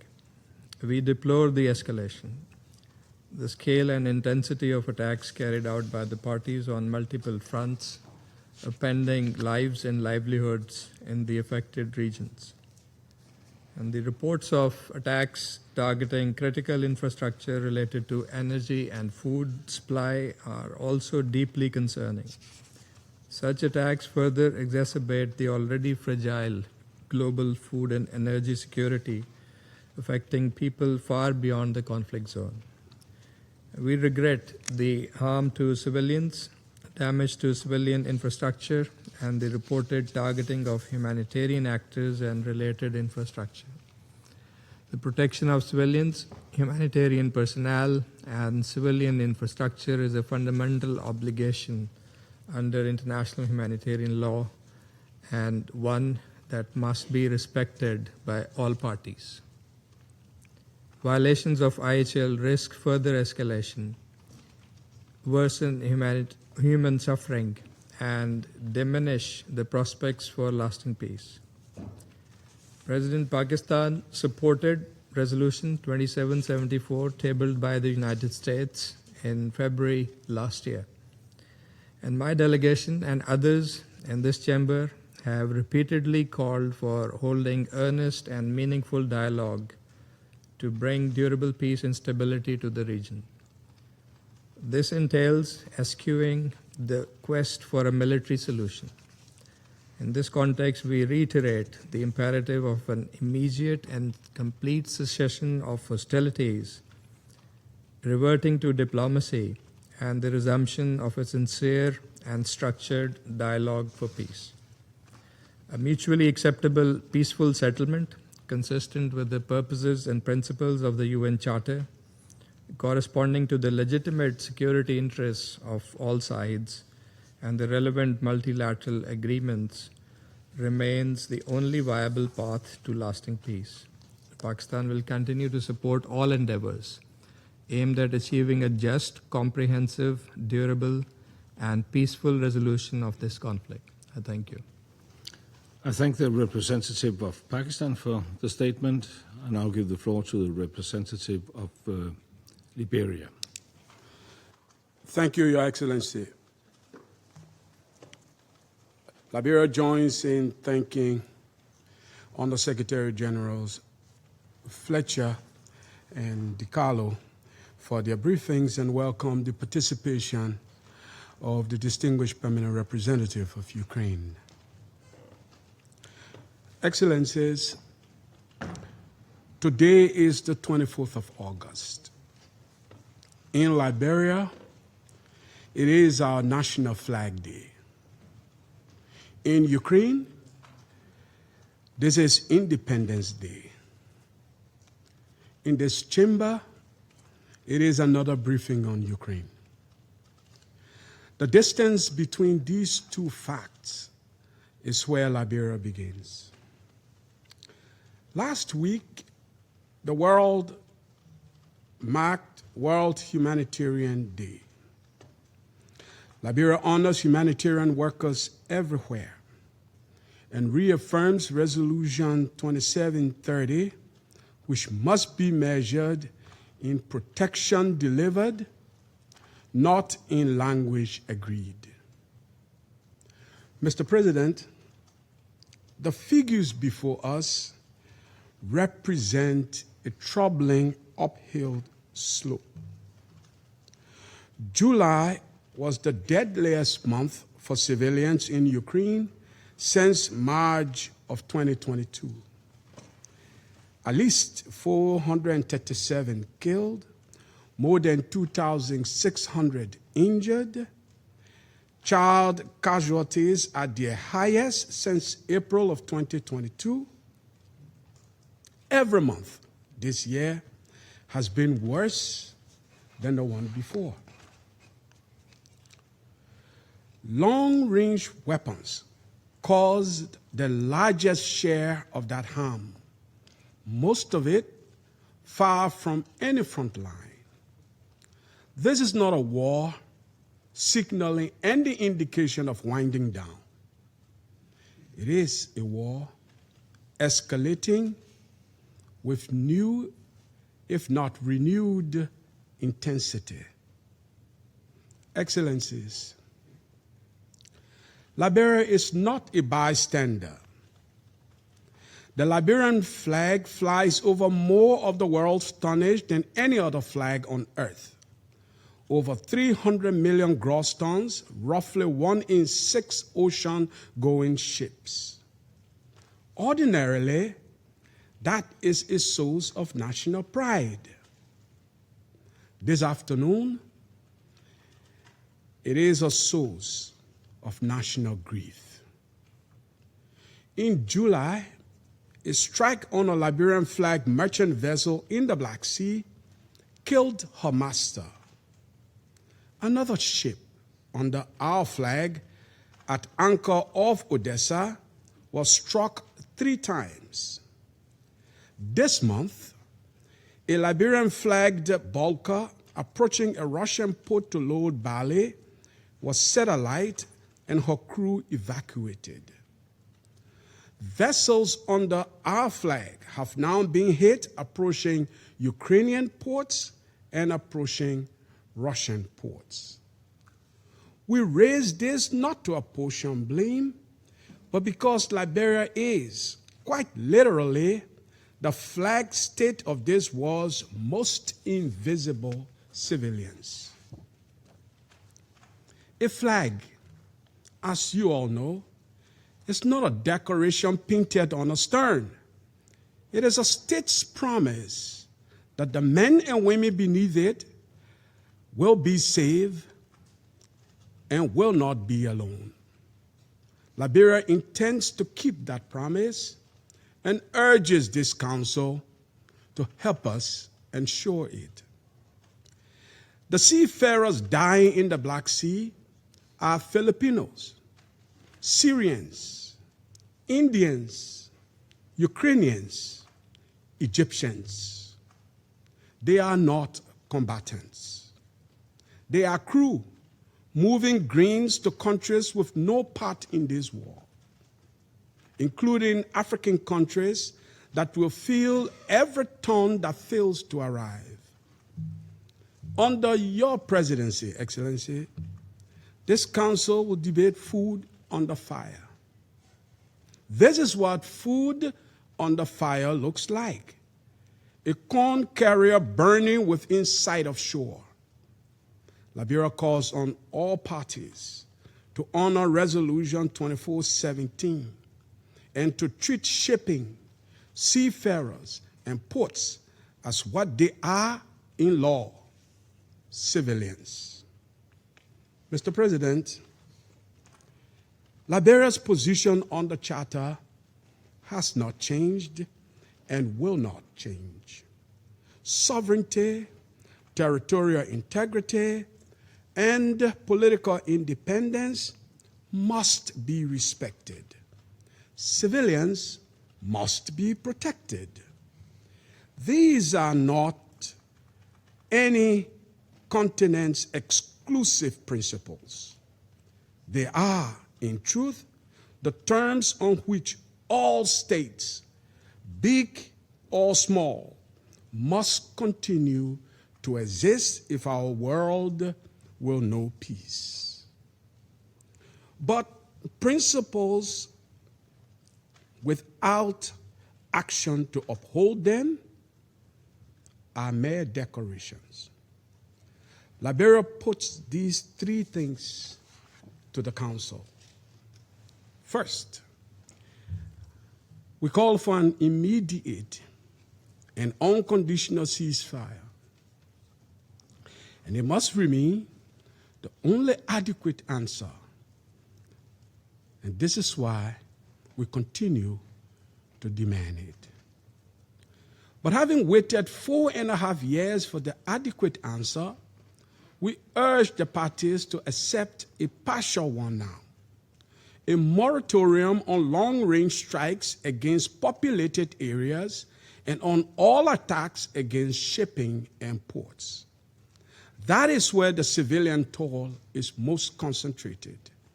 It will save the most lives soonest. It is the easiest to verify, and it acts the least trust of parties who are proven to have none at all. Second, that this council stop treating unity as a precondition and start treating it as a product. Agreeing what we can on corridors, medical evacuation, prisoner exchange, the return of children, and the safety of the Zaporizhia plant, where a catastrophe will respect no border and no ceasefire line. Third, that every credible peace initiative be supported rather than audited for authorship.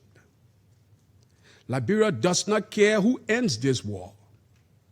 We care simply that it ends. The world will be a safer and better place with an end to the war in Ukraine.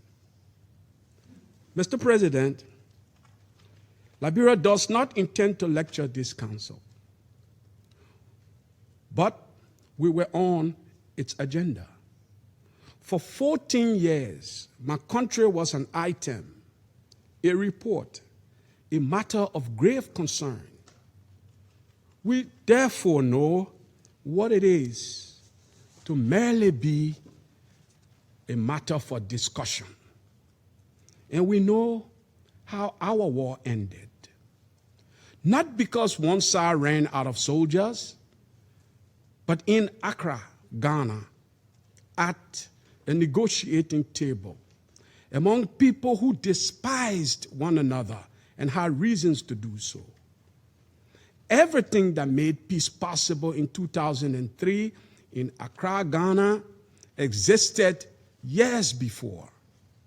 The only thing that changed in the interval was the number of graves, a dogged contribution or a dogged continuation sadly created.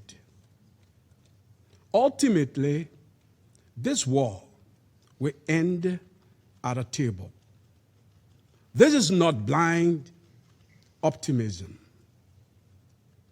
It is real calculus. The only open question is how many names will be inscribed on gravestones before the parties sit down to negotiate peace and security for all. The world has become dangerously efficient at counting the dead and dangerously comfortable with failing to stop the dying. This council was built to end wars, not to curate them. History will not assess us on the precision of our casualty figures, but on whether we found the courage to make them stop rising. In conclusion, Your Excellencies, tonight, while many of us will go to sleep, and I trust it will be sound and restful, a master under the Liberian flag will be deciding whether it is safe to sail. Tonight, a family in Kharkiv will be struggling to decide whether the corridor is safer than the basement. Neither is waiting for our next report or our next debate. I thank you for your kind attention. I thank the representative of Liberia for the statement, and I now give the floor to the representative of Ukraine. Mr. President, distinguished members of the Security Council, I would like to express my gratitude to the Kingdom of Denmark, to the Danish Presidency of the Council, Foreign Minister Lars Rasmussen for convening this meeting that is devoted to Russia's aggression against Ukraine on this, without exaggeration, sacred day for every Ukrainian. It is today that we mark the 35th anniversary of the restoration of Ukraine's independence. At the same time, I would like to thank Denmark, as well as all our allies and partners, for their steadfast support that we, the Ukrainian people, have been receiving in our struggle to preserve Ukraine's independence. I convey my thankfulness to the delegations of France, Greece, Latvia and the United Kingdom for supporting today's meeting, and special welcome to Vice Minister of Latvia, Malbarde.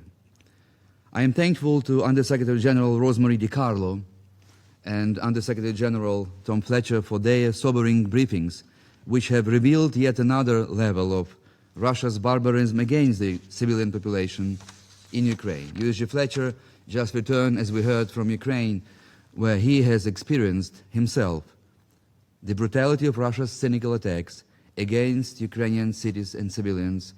I take my hat off to him for his courage. Mr. President, before I turn to my statement, allow me to address one important point. Today we once again heard from the representative of Russia the familiar lamentations about Ukraine striking targets deep inside Russian territory. Mr. Nebenza is whining again about alleged civilian victims in Russia that cannot be independently verified. He is shedding again crocodile tears. Perhaps I am repeating myself, but let me be absolutely unequivocal. Those who sow the wind will reap the storm.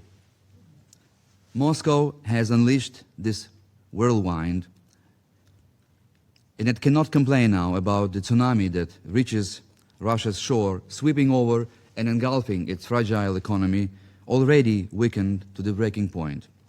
Our reply to all the baseless accusations is very simple. Ukraine is exercising its inherent right of individual self-defense under Article 51 of the Charter against Russia's ongoing armed aggression. The ICJ has made clear on many occasions that the legality of measures taken in self-defense is only governed by the requirements of necessity and proportionality. The court held that self-defense permits measures that are proportional to the armed attack and necessary to respond to it. It stated that one aspect of this criteria is the nature of the target, of the force employed in self-defense.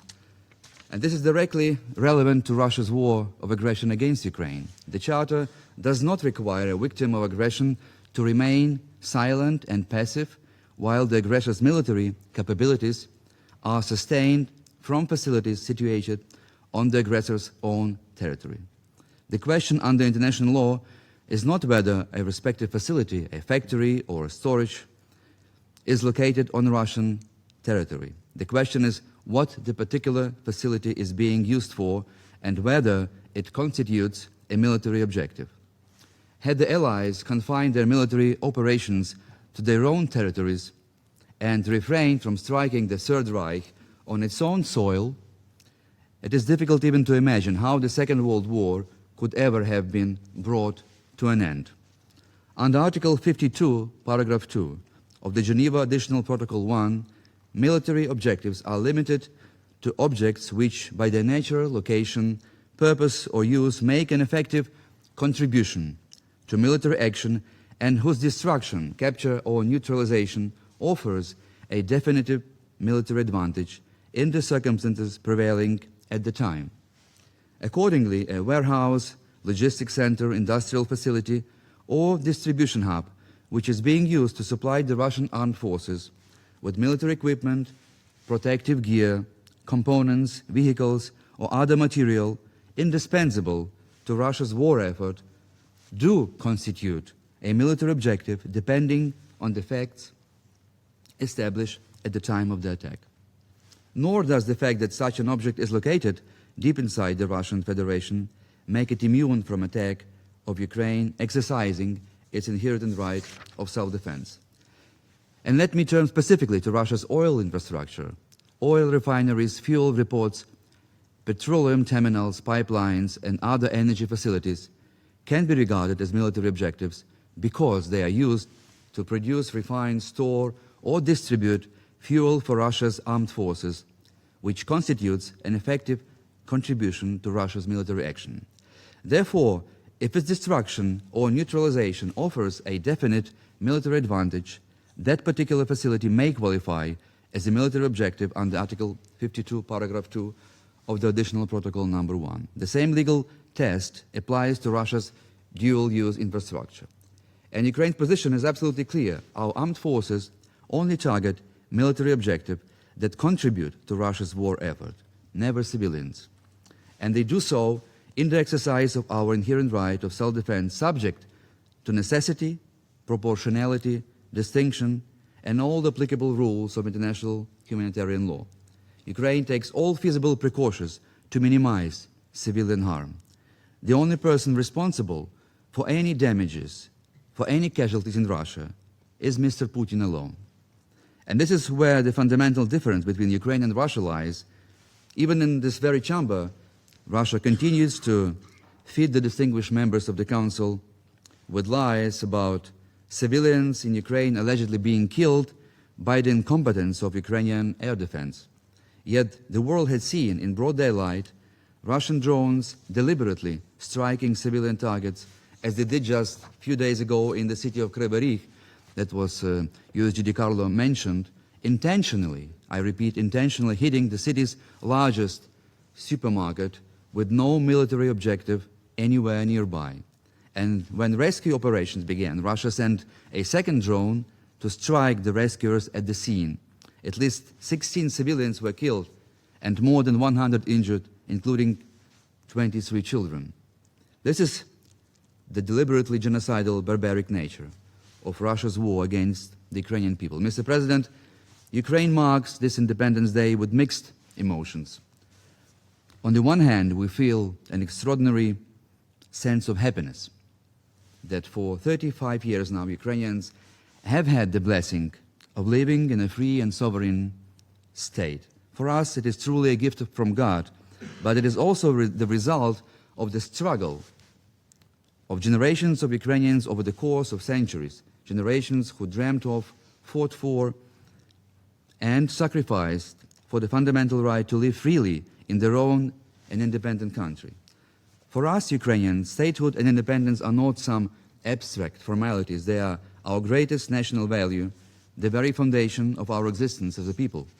On the other hand, Ukrainians are marking this anniversary against the backdrop of the most barbaric phase of Russia's war of annihilation against our nation. As we have just heard once again, and I'm going to repeat, the esteemed briefers, July 2026 was the deadliest and the bloodiest month for the civilian population in Ukraine since the first months of Russia's full-scale invasion 4.5 years ago. Knowing that Ukraine is facing critical shortages of air defense interceptors, Putin has unleashed the most cynical and the most brutal campaign of ballistic terror in modern human history, deliberately targeting ordinary people across Ukraine. Let me remind you that a ballistic missile is not an ordinary weapon. It rises high into the sky, leaving the earth behind. And when it begins to descend from the sky, leaving the earth behind, it hits the ground at several times the speed of sound. And in mere moments, it falls back towards the ground with terrifying force. For those beneath its murderous trajectory, there is no time to react and almost no warning. What arrives from the sky is more than a missile. It is a deadly, massive explosive descending with enormous kinetic energy. Just imagine this deadly Russian ballistic missile, the Iskander-M, for instance, carrying a warhead of up to 700 kilograms, climbing to an altitude of around 50 kilometers, and then plunging back towards the ground at a speed of up to 9,000 kilometers per hour, literally falling on the heads of civilians in the very heart of Kiev. And believe me, I know what I'm talking about. I just arrived from Kiev. During my stay, our capital was attacked almost every single night by dozens of such ballistic missiles. And I can assure you, it is a truly terrifying feeling when you simply have no time to reach a bomb shelter. The time between air raid alert and deadly impact of this ballistic missile on a residential building in historic city of Kiev is measured in a few minutes. And so, in those moments, all that remained for me and my family, my parents-in-law, was to hide in the corridor of our apartment, praying that the missile would not hit our building. And it is perhaps the most atrocious form of Russian roulette imaginable, except that in Putin's distorted version, the gun is a ballistic missile and the target is a peaceful city. God spared us during those horrifying attacks. But many other Ukrainians were not so fortunate. On one of those nights, immediately after our arrival, Russian missiles killed 17 civilians in Kiev alone. And it is against this hellish reality that Ukrainians are marking the 35th anniversary of the restoration of our independence today. Distinguished members of the Council, all this resembles the most appalling and abhorrent theater of the absurd imaginable in history. Day and night, Ukraine, a great European nation, is being brutally destroyed before the eyes of the entire international community by Russian ballistic missiles and killer drones. And all that the world community seems capable of doing is to convene a meeting of the UN Security Council and at best condemn Russia's war crimes and crimes against humanity being committed on a staggering scale. And some choose instead to hide behind abstract formulas, avoiding even mentioning Russia, the country that launched this war of extinction against Ukraine and continues to wage it with impunity. What a disgrace that to this day the UN Security Council has failed to take effective action to hold Russia to account and to prevent a daily genocide of the Ukrainian people carried out in plain sight of the world. Of course, we Ukrainians value the fact that Russia's barbaric war against our very statehood remains on the agenda of this Council. At the same time, it is equally clear that words alone, even the strongest words of condemnation of Russia's criminal actions uttered in this chamber, cannot stop the killing force of Russian ballistic missiles. Only decisive action, not words, not even the strongest words, can stop this deadly Russian war machinery. It is time for the Security Council to impose the most painful and far-reaching sanctions against Russia, against foremost those enterprises which produce deadly weapons, so that Mr. Putin is compelled to stop this war.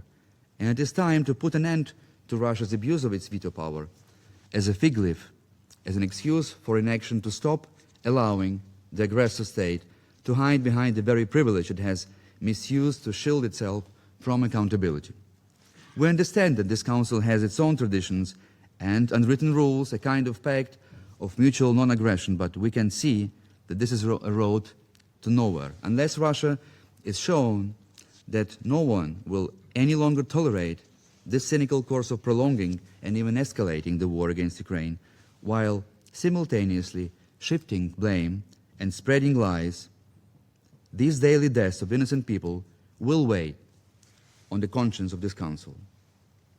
This also concerns something as basic as human conduct, continuing business as usual, to shake hands with the Russians and behaving as though nothing is happening, discussing routine agenda items as if there were no genocidal war raging in the very heart of Europe, is sending an absolutely wrong message.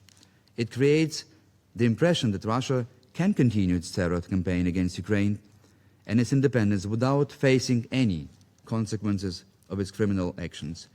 It is an open secret that Ukraine needs more urgently today than ever to protect its civilian population from Russia's ballistic missiles.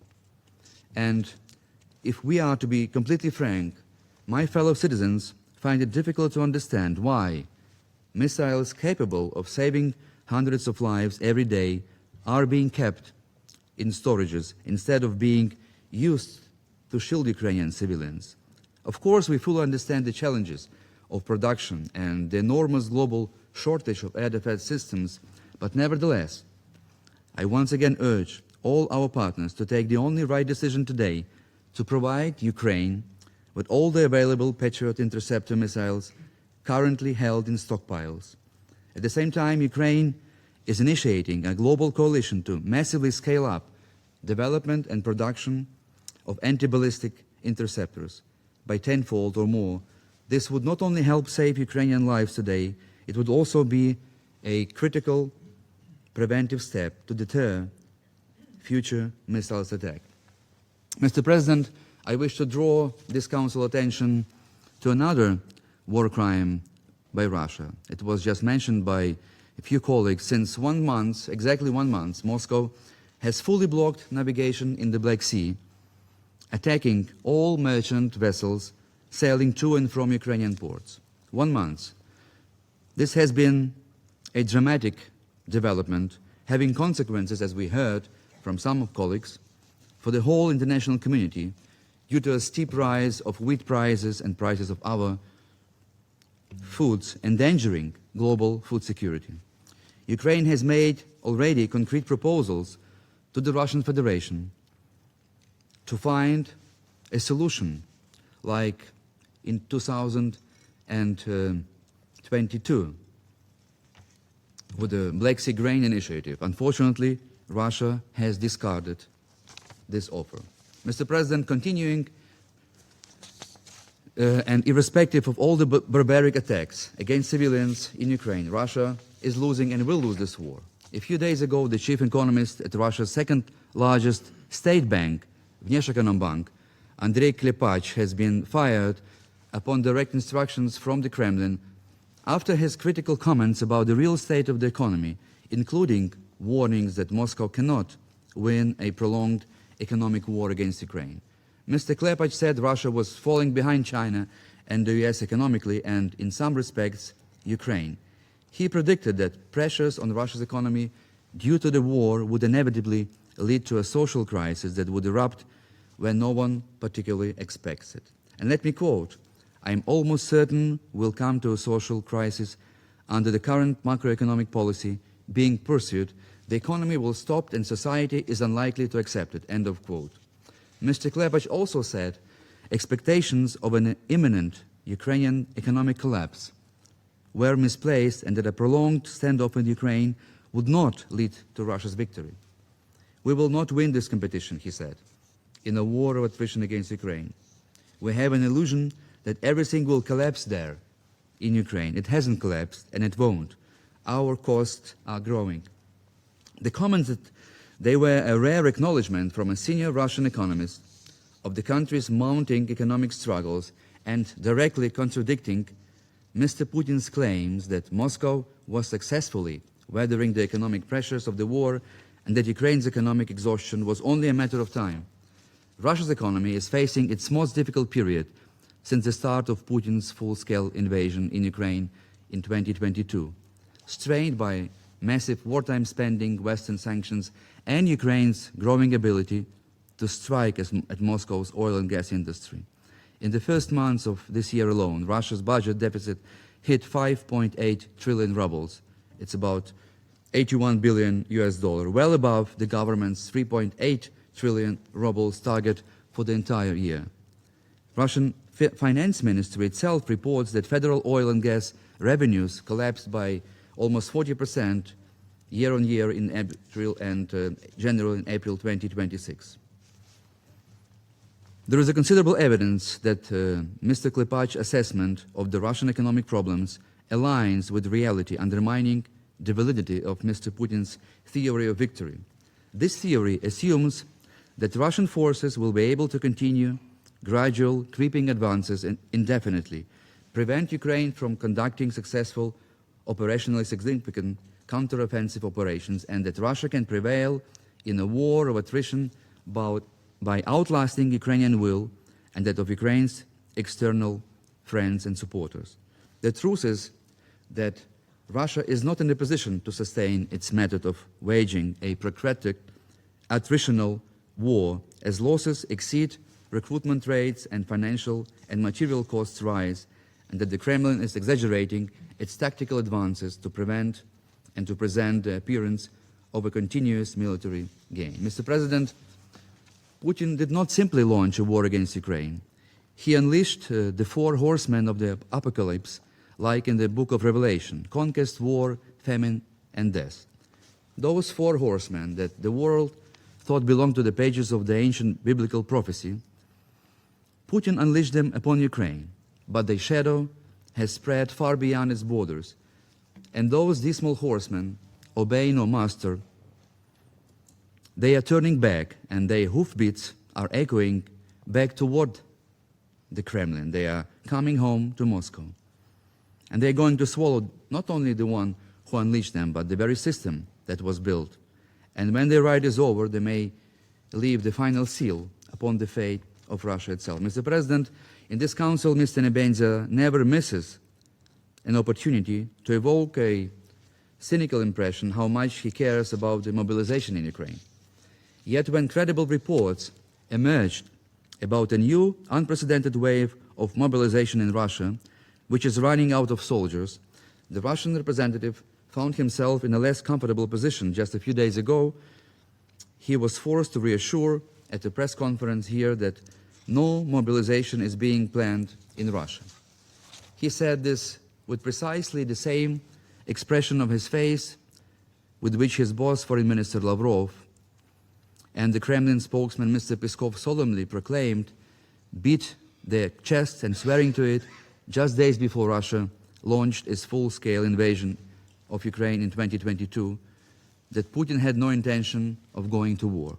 So today I would like to address the Russian people directly, and not only Russian men, but also their mothers and wives in your native language, and I'm sorry that I have to switch now into Russian.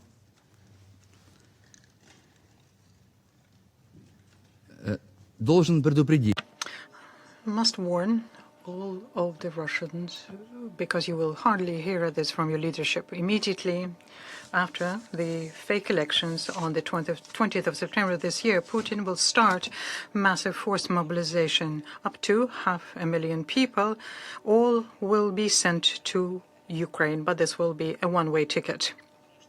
because they will be sent not to the Crimean Riviera, but to serve as fertilizer on the sacred soil of Ukraine. So before it's too long, you have literally days left so as to pack and leave Russia. Provided, of course, you find somewhere to refuel your cars. In other words, run, run, Forrest, run. Let me bring my remarks to a close with a final message. As you all remember, exactly a year ago, Ukraine declared its readiness for an immediate, comprehensive, and unconditional ceasefire.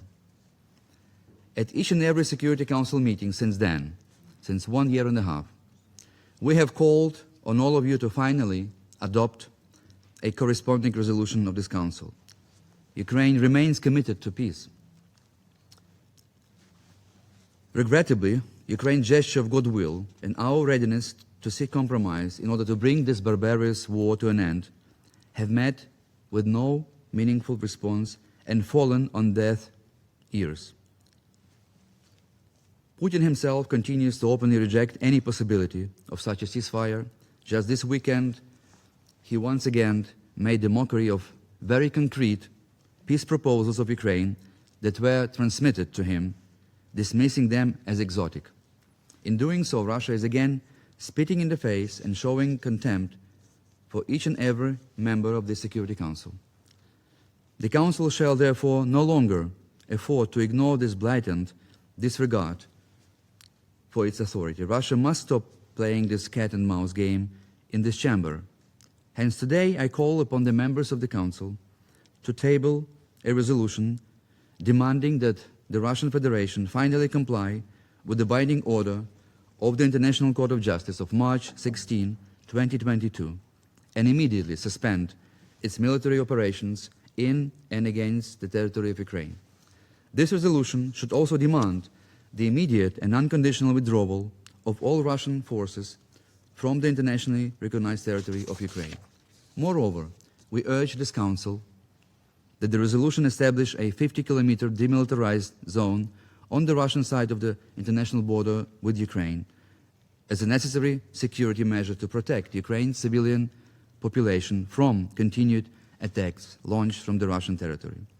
If this Council is serious about ending Russia's war of extension against Ukraine, it should finally act on what the International Court of Justice ordered 4.5 years ago. Mr. President, in conclusion, as has become a good tradition, I cannot but address a few final words to the representative of the Russian Federation. But this time I shall do so not in a language familiar to him, but in the words of Ivan Kotlяревsky. He was the founding father of modern Ukrainian literature, writing in 1798 in his seminal burlesque travesty poem, Ain't It? And I quote, "Геть, прочь, вбирайтесь відсіль к чорту." In English, for the benefit of everyone in this chamber, be gone, be off with you, and away to hell. And I can only repeat, Russians, get the hell out of Ukraine. I thank you for your attention. I thank the representative of Ukraine for the statement, and I will now give the floor to the representative of Lithuania. Thank you, Mr. President. I have the honor to deliver this statement on behalf of the Baltic states. We also align with the statement of the European Union. We thank the Danish presidency for convening this meeting. Today, on Ukrainians' Independence Day, we congratulate the Ukrainian people and commend their extraordinary courage and resilience in defending their freedom, sovereignty, and identity. The Baltic states know the value of freedom and the cost of defending it. Our own history demonstrates that aggression, occupation, and imperial ambitions cannot extinguish nations' will to be free. Just as Ukrainians stood with us in the 1990s, today we stand firmly with Ukraine as it is defending its freedom. Ukraine is defending not only its own future, but the principles of the UN Charter: sovereignty, territorial integrity, and the right of every nation to determine its own destiny. It is unacceptable that Russia continues its war of aggression while using its permanent seat of the Security Council to deflect accountability. Russia's actions, including attacks on civilians and infrastructure, the deportation of children, and the attempted erasure of Ukrainian identity, are grave violations of international law. The Baltic states call on all countries to cease any support that enables Russia's war machine.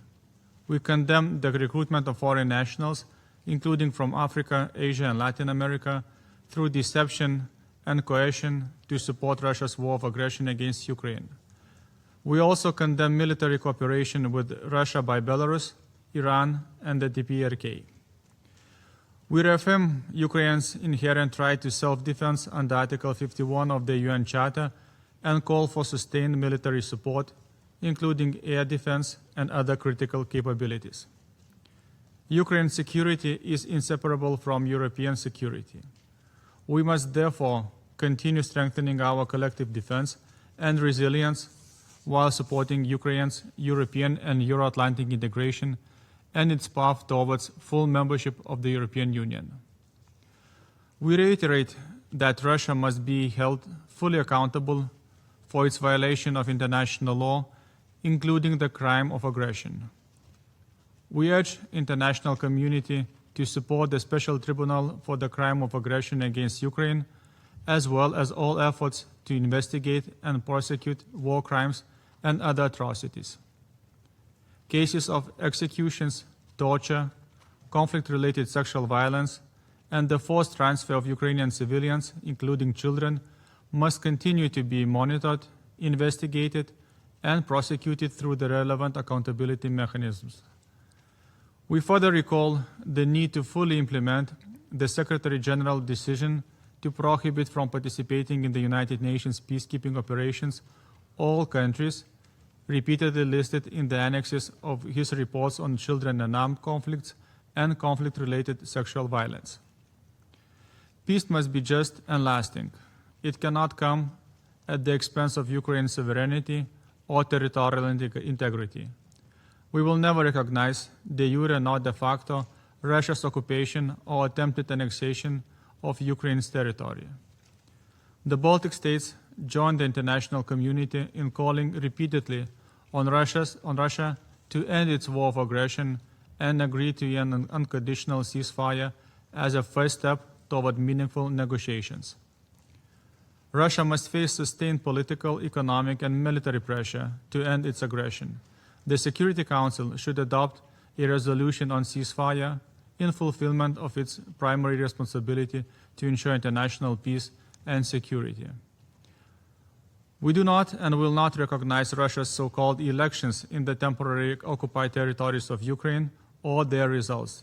Any attempt to illegally integrate or annex the territory of another state is a clear violation of international law.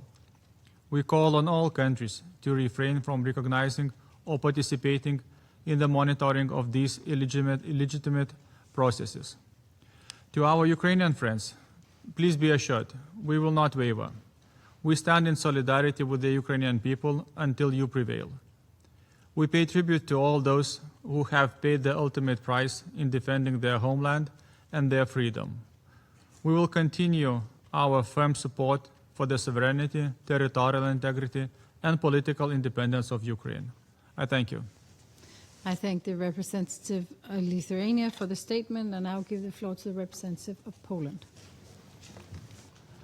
Madam President, let me first thank Denmark for convening today's meeting, Undersecretaries General DiCarlo and Fletcher for their factual briefings, and I also welcome the presence of Deputy Foreign Minister of Latvia here today.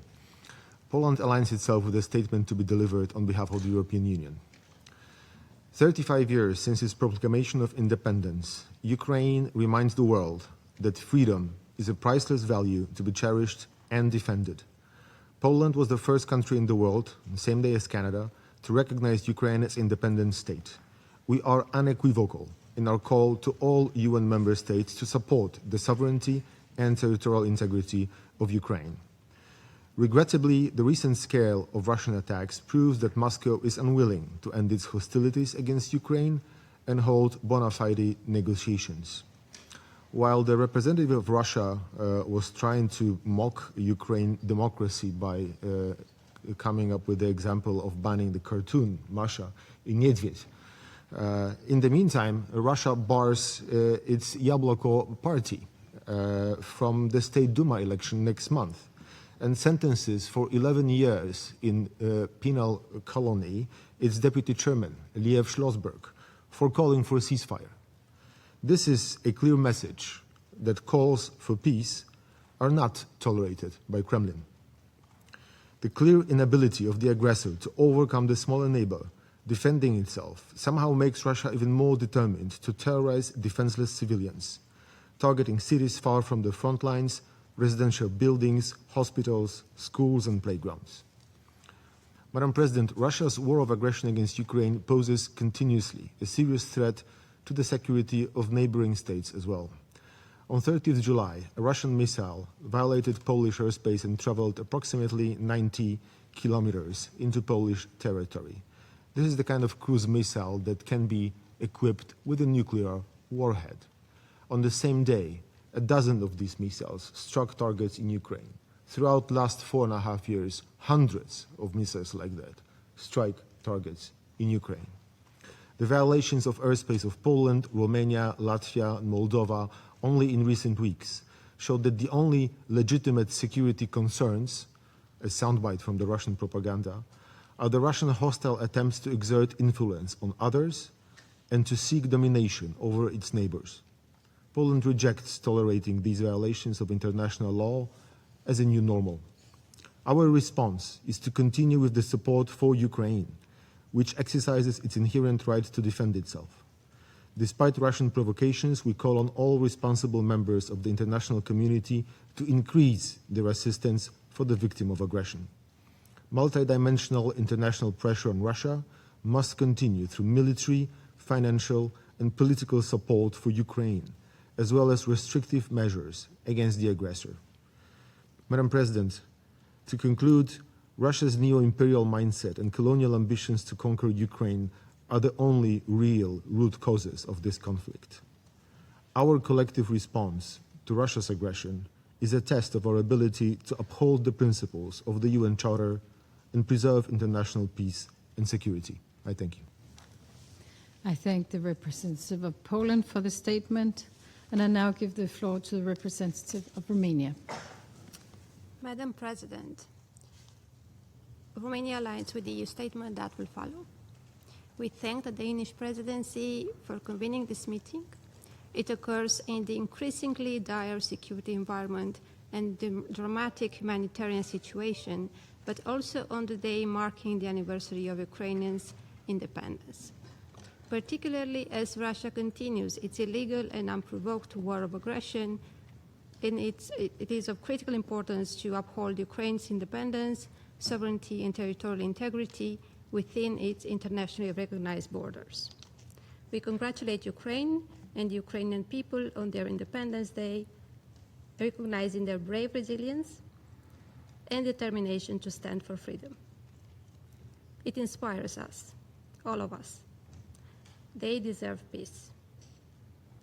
We acknowledge the gravity and amplitude of Russian attacks during the last months, with an uptick in civilian population and civilian infrastructure targeting, especially on energy infrastructure, with dire implications. The relentless bombing of Ukrainian cities, the continuous killing and injuring of civilians, including children, the senseless damaging of residential buildings and civilian infrastructure do not convey a perception of strength. It reflects a pattern of inhumanity and destruction fueled in flagrant violation of international law and international humanitarian law. We reiterate our call to immediately return the Ukrainian children unlawfully deported or forcibly transferred to Russia. We support Ukraine in ensuring justice through relevant accountability mechanisms for the loss of life and damage suffered. As a neighbor of Ukraine, a true friend, and a strategic partner, Romania stands with Ukraine and its people for as long as it's needed. Since the drone strike incident in Galat occurred at the end of May this year and exposed during an emergency Security Council meeting, Romania has experienced a significant increase in the operational consequences of Russia's war.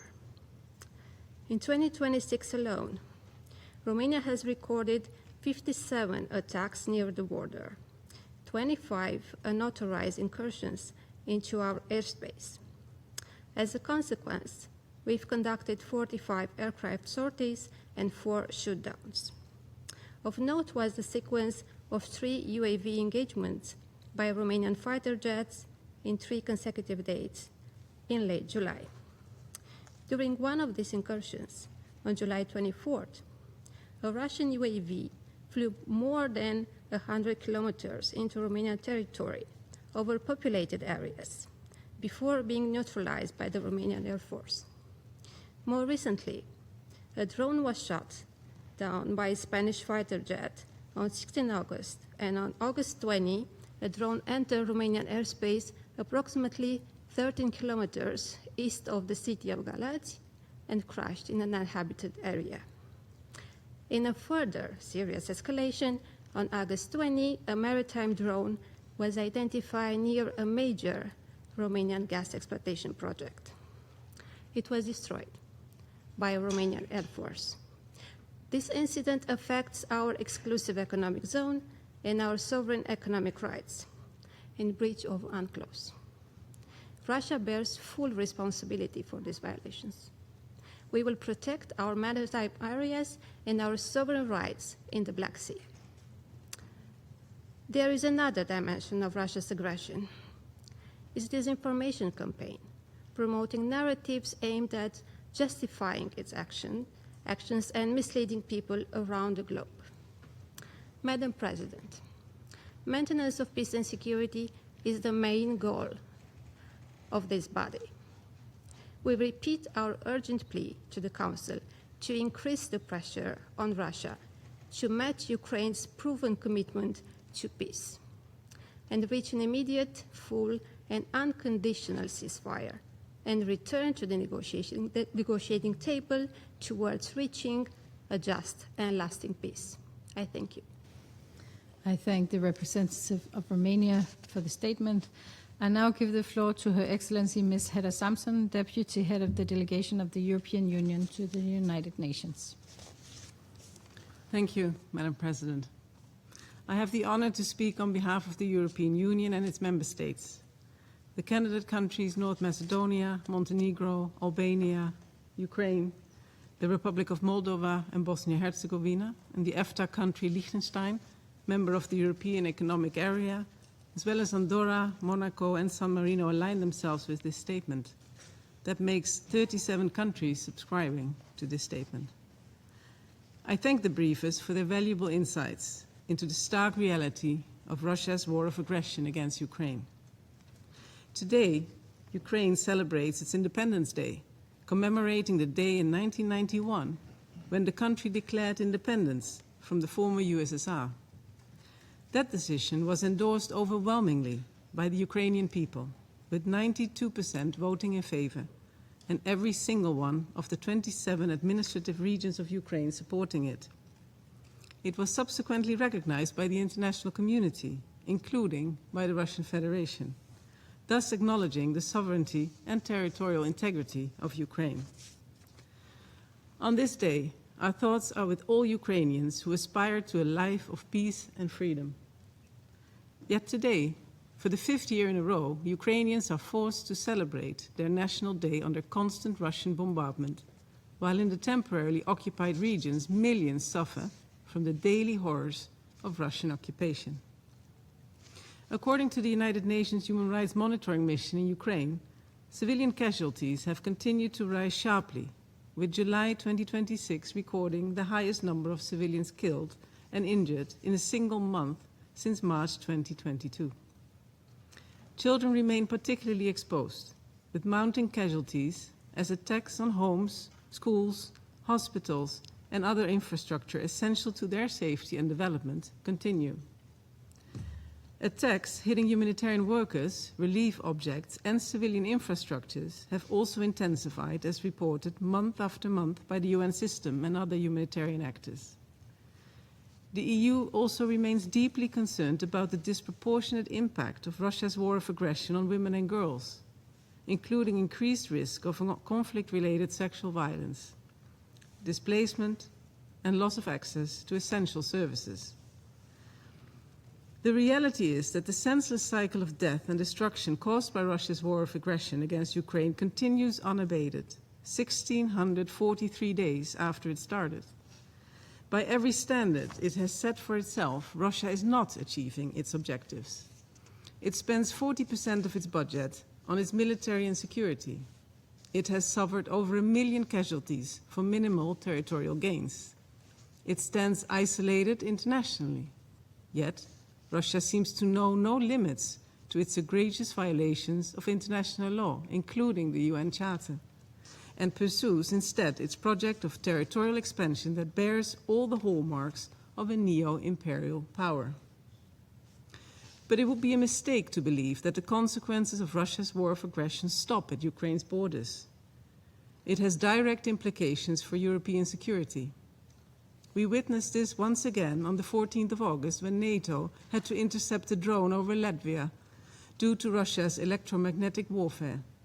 On the 30th of July, when a Russian Kh-101 cruise missile violated Polish airspace and crashed in eastern Poland, after several similar incidents in Romania and Estonia over the last month.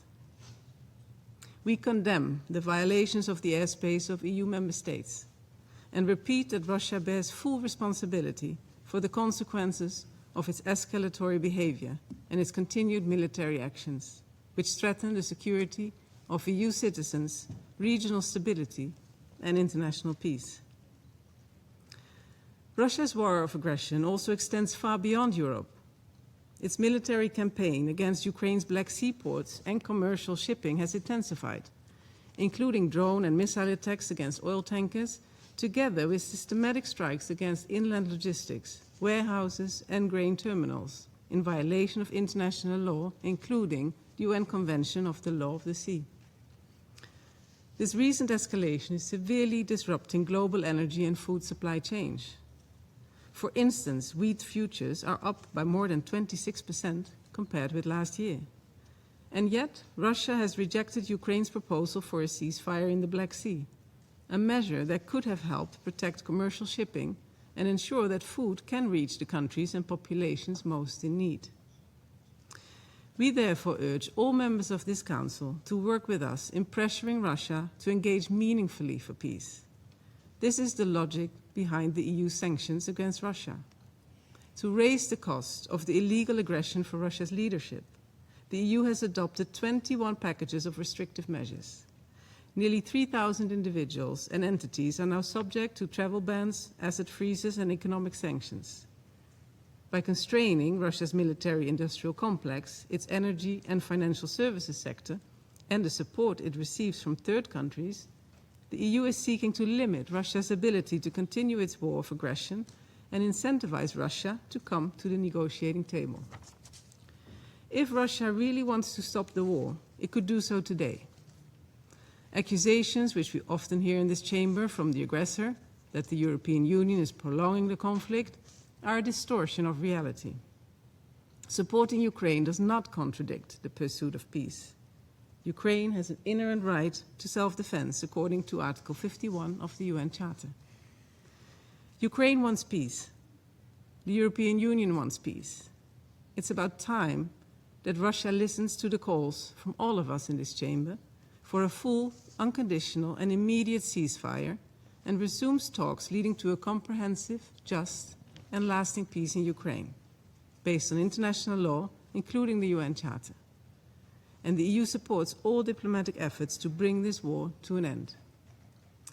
Madam President, the EU also urges all countries, including all members of this Council, to immediately cease any assistance to Russia in its war of aggression, whether direct or indirect, and notably through the provision of dual-use goods and components. The EU strongly condemns DPRK-Russia military cooperation, including arms transfers and the deployment of DPRK troops, which constitute a serious breach of international law and a flagrant violation of multiple UN Security Council resolutions that Russia itself supported. The EU also strongly condemns Russia's deceitful recruitment of third country citizens, including many from African, Latin American or Middle Eastern countries, to fight in its illegal and unjustified war of aggression against Ukraine and to work in its military industry. Beyond all else, this war of aggression needs to stop, and it needs to stop now. Russia cannot succeed in changing borders by force, and those responsible for crimes, atrocities and violations of international law and human rights, as well as those complicit in their commission, will be held accountable for their actions. On this special day, allow me to conclude by congratulating the people of Ukraine on their Independence Day. Your courage, resilience, and unwavering commitment to freedom continue to inspire us all. I thank you. I thank Her Excellency Ms. Samson for the statement. I now give the floor to the representative of Iceland. Thank you, Madam President, and thanks to the Danish presidency for convening this meeting. Let me thank Undersecretary General DiCarlo and USG Tom Fletcher for their earlier insightful and somber presentations here today. And on this day, Ukraine Independence Day, we are 4.5 years into Russia's full-scale invasion of Ukraine, and humanitarian consequences continue to worsen. I should say I have the pleasure to speak today on behalf of the Nordic countries, Denmark, Finland, Norway, Sweden, and my own country, Iceland. Russia's constant attacks on civilians and civilian objects are inflicting immense harm, while increased drone warfare and use of ballistic missiles is creating new and profound risks for humanitarian personnel and those that they seek to assist. The situation in Kherson is a particularly stark example. The constant presence of drones has created an atmosphere of fear and uncertainty for civilians. They are attacked in markets, on roads, and in other ordinary places of daily life, and the toll is profound, not least on women and girls. These actions constitute blatant violations of international law, including the UN Charter, and directly undermine the rules-based international order that we all have a responsibility to uphold. Madam President, as Mr. Fletcher emphasized, the proliferation of inexpensive and increasingly capable drones is changing the nature of conflict. Medical personnel are treating growing numbers of patients with blast injuries, while medical teams and operating facilities have had to move underground because of the constant threat. What is happening in Ukraine concerns us all. The technologies being used there today could well be used elsewhere tomorrow. Madam President, Russia's attacks in Ukraine have demonstrated a clear pattern of targeting civilians, and those responsible must be held to an account. The Nordics strongly condemn such attacks, including against civilian objects and humanitarian workers, and demand that Russia meets its obligations under international humanitarian law. The safety of civilians is paramount, and civilian infrastructure must not be targeted. Humanitarian workers and the facilities they rely on to deliver assistance must likewise be protected and allowed to carry out their vital work. Madam President, as we convene here today, Ukraine celebrates the 35th anniversary of its independence. In 1991, 35 years ago, the Ukrainian people voted to become a sovereign nation. It was recognized as such by the international community, including by the Russian Federation. Today, Ukraine is defending its sovereignty, territorial integrity and independence against Russia's onslaught. The Ukrainian people have shown remarkable resilience, and it is clear that Ukraine has an inherent right to defend itself in accordance with Article 51 of the Charter.